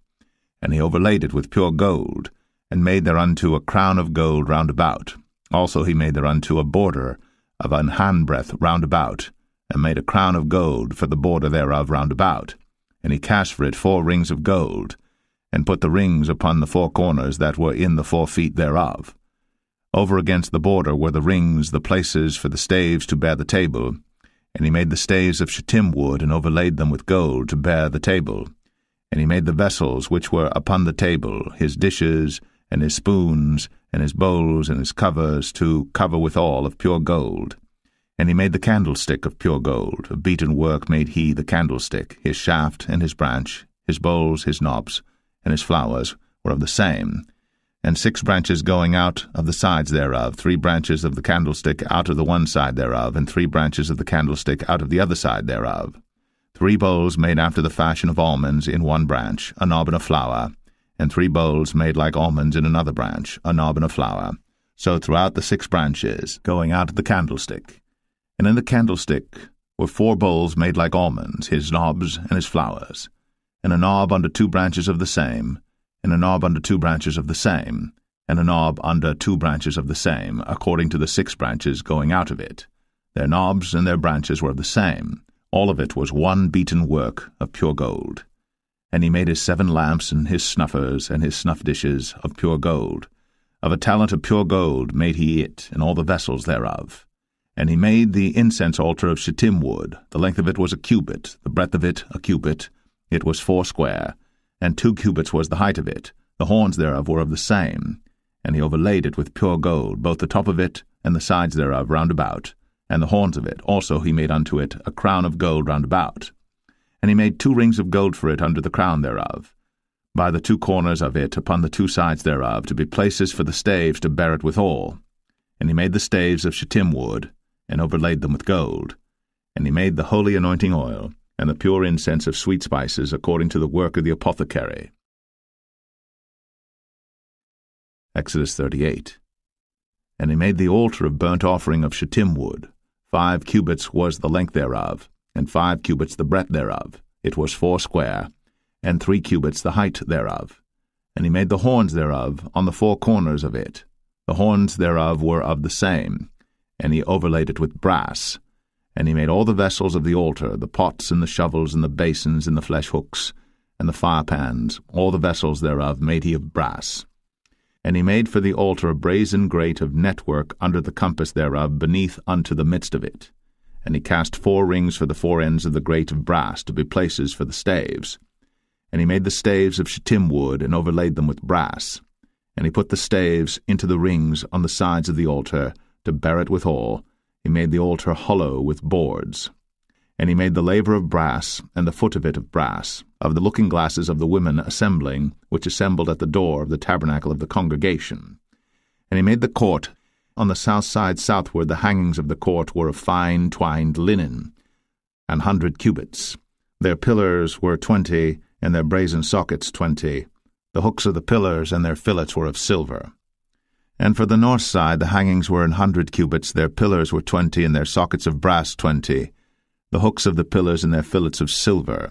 And for the west side were hangings of 50 cubits, their pillars 10, and their sockets 10, the hooks of the pillars and their fillets of silver. And for the east side eastward 50 cubits. The hangings of the one side of the gate were 15 cubits, their pillars 3, and their sockets 3. And for the other side of the court gate, on this hand and that hand, were hangings of 15 cubits, their pillars 3, and their sockets 3. All the hangings of the court round about were of fine twined linen. And the sockets for the pillars were of brass, the hooks of the pillars and their fillets of silver, and the overlaying of their chapiters of silver. And all the pillars of the court were filleted with silver. And the hanging for the gate of the court was needlework, of blue and purple and scarlet and fine twined linen. And 20 cubits was the length, and the height and the breadth was 5 cubits, answerable to the hangings of the court. And their pillars were 4, and their sockets of brass 4, their hooks of silver, and the overlaying of their chapiters and their fillets of silver. And all the pins of the tabernacle and of the court round about were of brass. This is the sum of the tabernacle, even of the tabernacle of testimony, as it was counted, according to the commandment of Moses, for the service of the Levites, by the hand of Ithamar, son to Aaron the priest. And Bezalel, the son of Uri, the son of Hur, of the tribe of Judah, made all that the Lord commanded Moses. And with him was Aholiab, son of Ahisamach, of the tribe of Dan, an engraver, and a cunning workman, and an embroiderer in blue, and in purple, and in scarlet, and fine linen. All the gold that was occupied for the work, and all the work of the holy place, even the gold of the offering, was 29 talents, and 730 shekels after the shekel of the sanctuary. And the silver of them that were numbered of the congregation was 100 talents, and 1,760 shekels after the shekel of the sanctuary. A bekah for every man, that is, half a shekel, after the shekel of the sanctuary, for every one that went to be numbered, from 20 years old and upward, for 600,000 and 3,550 men. And of the 100 talents of silver were cast the sockets of the sanctuary, and the sockets of the veil, and 100 sockets of the 100 talents, a talent for a socket. And of the 1,775 shekels he made hooks for the pillars, and overlaid their chapiters, and filleted them. And the brass of the offering was 70 talents, and 2,400 shekels. And therewith he made the sockets to the door of the tabernacle of the congregation, and the brazen altar, and the brazen grate for it, and all the vessels of the altar, and the sockets of the court round about, and the sockets of the court gate, and all the pins of the tabernacle, and all the pins of the court round about. Exodus 39. And of the blue, and purple, and scarlet they made cloths of service, to do service in the holy place, and made the holy garments for Aaron, as the Lord commanded Moses. And he made the ephod of gold, blue, and purple, and scarlet, and fine-twined linen. And they did beat the gold into thin plates, and cut it into wires, to work it in the blue, and in the purple, and in the scarlet, and in the fine linen, with cunning work. They made shoulder pieces for it, to couple it together. By the two edges was it coupled together. And the curious girdle of his ephod that was upon it was of the same, according to the work thereof, of gold, blue, and purple, and scarlet, and fine twined linen, as the Lord commanded Moses. And they wrought onyx stones enclosed in ouches of gold, graven as signets are graven, with the names of the children of Israel. And he put them on the shoulders of the ephod, that they should be stones for a memorial to the children of Israel, as the Lord commanded Moses. And he made the breastplate of cunning work, like the work of the ephod, of gold, blue, and purple, and scarlet, and fine twined linen. It was foursquare. They made the breastplate double. A span was the length thereof, and a span the breadth thereof, being doubled. And they set in it 4 rows of stones. The first row was a sardius, a topaz, and a carbuncle. This was the first row. And the second row an emerald, a sapphire, and a diamond. And the third row a ligure, an agate, and an amethyst. And the fourth row a beryl, an onyx, and a jasper. They were enclosed in ouches of gold in their enclosings.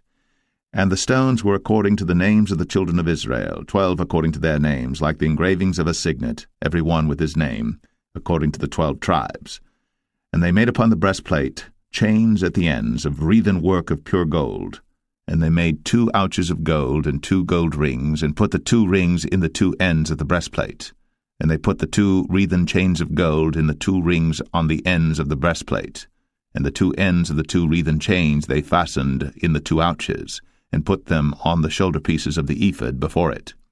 And they made 2 rings of gold, and put them on the 2 ends of the breastplate, upon the border of it, which was on the side of the ephod inward.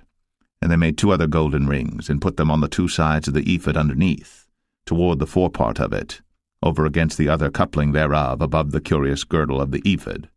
And they did bind the breastplate by his rings unto the rings of the ephod with a lace of blue, that it might be above the curious girdle of the ephod, and that the breastplate might not be loosed from the ephod, as the Lord commanded Moses. And he made the robe of the ephod of woven work, all of blue. And there was an hole in the midst of the robe, as the hole of an habergeon, with a band round about the hole, that it should not rend. And they made upon the hems of the robe pomegranates of blue and purple and scarlet and twined linen. And they made bells of pure gold, and put the bells between the pomegranates upon the hem of the robe, round about between the pomegranates. A bell and a pomegranate, a bell and a pomegranate, round about the hem of the robe to minister in, as the Lord commanded Moses. And they made coats of fine linen of woven work for Aaron and for his sons, and a mitre of fine linen, and goodly bonnets of fine linen, and linen breeches of fine twined linen, and a girdle of fine twined linen, and blue and purple and scarlet of needlework, as the Lord commanded Moses. And they made the plate of the holy crown of pure gold, and wrote upon it a writing like to the engravings of a signet, Holiness to the Lord. And they tied unto it a lace of blue, to fasten it on high upon the mitre, as the Lord commanded Moses. Thus was all the work of the tabernacle of the tent of the congregation finished. And the children of Israel did according to all that the Lord commanded Moses, so did they. And they brought the tabernacle unto Moses, the tent, and all his furniture, his taches, his boards, his bars, and his pillars, and his sockets, and the covering of ram skins dyed red, and the covering of badger skins, and the veil of the covering, the ark of the testimony, and the staves thereof, and the mercy seat, the table and all the vessels thereof, and the showbread, the pure candlestick, with the lamps thereof, even with the lamps to be set in order, and all the vessels thereof, and the oil for light, and the golden altar, and the anointing oil, and the sweet incense, and the hanging for the tabernacle door, the brazen altar, and his grate of brass, his staves and all his vessels, the laver and his foot, the hangings of the court, his pillars and his sockets, and the hanging for the court gate, his cords, and his pins, and all the vessels of the service of the tabernacle for the tent of the congregation, the cloths of service to do service in the holy place, and the holy garments for Aaron the priest, and his sons' garments, to minister in the priest's office. According to all that the Lord commanded Moses, so the children of Israel made all the work. And Moses did look upon all the work, and behold, they had done it, as the Lord had commanded, even so had they done it. And Moses blessed them. Exodus 40. And the Lord spake unto Moses, saying, On the first day of the first month shalt thou set up the tabernacle of the tent of the congregation, and thou shalt put therein the ark of the testimony, and cover the ark with a veil. And thou shalt bring in the table, and set in order the things that are to be set in order upon it. And thou shalt bring in the candlestick, and light the lamps thereof. And thou shalt set the altar of gold for the incense before the ark of the testimony, and put the hanging of the door to the tabernacle. And thou shalt set the altar of the burnt offering before the door of the tabernacle of the tent of the congregation. And thou shalt set the laver between the tent of the congregation and the altar, and shalt put water therein. And thou shalt set up the court round about, and hang up the hanging at the court gate. And thou shalt take the anointing oil, and anoint the tabernacle, and all that is therein, and shalt hallow it in all the vessels thereof, and it shall be holy. And thou shalt anoint the altar of the burnt offering, and all his vessels, and sanctify the altar, and it shall be an altar most holy. And thou shalt anoint the laver and his foot, and sanctify it. And thou shalt bring Aaron and his sons unto the door of the tabernacle of the congregation, and wash them with water. And thou shalt put upon Aaron the holy garments, and anoint him, and sanctify him, that he may minister unto me in the priest's office. And thou shalt bring his sons, and clothe them with coats. And thou shalt anoint them, as thou didst anoint their father, that they may minister unto me in the priest's office, for their anointing shall surely be an everlasting priesthood throughout their generations. Thus did Moses. According to all that the Lord commanded him, so did he. And it came to pass in the first month, in the second year, on the first day of the month, that the tabernacle was reared up. And Moses reared up the tabernacle, and fastened his sockets, and set up the boards thereof, and put in the bars thereof, and reared up his pillars. And he spread abroad the tent over the tabernacle, and put the covering of the tent above upon it, as the Lord commanded Moses. And he took and put the testimony into the ark, and set the staves on the ark, and put the mercy seat above upon the ark. And he brought the ark into the tabernacle, and set up the veil of the covering, and covered the ark of the testimony, as the Lord commanded Moses. And he put the table in the tent of the congregation upon the side of the tabernacle northward without the veil. And he set the bread in order upon it before the Lord, as the Lord had commanded Moses. And he put the candlestick in the tent of the congregation over against the table on the side of the tabernacle southward. And he lighted the lamps before the Lord, as the Lord commanded Moses. And he put the golden altar in the tent of the congregation before the veil. And he burnt sweet incense thereon, as the Lord commanded Moses. And he set up the hanging at the door of the tabernacle. And he put the altar of burnt offering by the door of the tabernacle of the tent of the congregation, and offered upon it the burnt offering and the meat offering, as the Lord commanded Moses. And he set the laver between the tent of the congregation and the altar, and put water there to wash withal. And Moses and Aaron and his sons washed their hands, and their feet thereat, when they went into the tent of the congregation, and when they came near unto the altar, they washed, as the Lord commanded Moses. And he reared up the court round about the tabernacle and the altar, and set up the hanging of the court gate. So Moses finished the work. Then a cloud covered the tent of the congregation, and the glory of the Lord filled the tabernacle. And Moses was not able to enter into the tent of the congregation, because the cloud abode thereon, and the glory of the Lord filled the tabernacle. And when the cloud was taken up from over the tabernacle, the children of Israel went onward in all their journeys. But if the cloud were not taken up, then they journeyed not till the day that it was taken up. For the cloud of the Lord was upon the tabernacle by day, and fire was on it by night, in the sight of all the house of Israel, throughout all their journeys.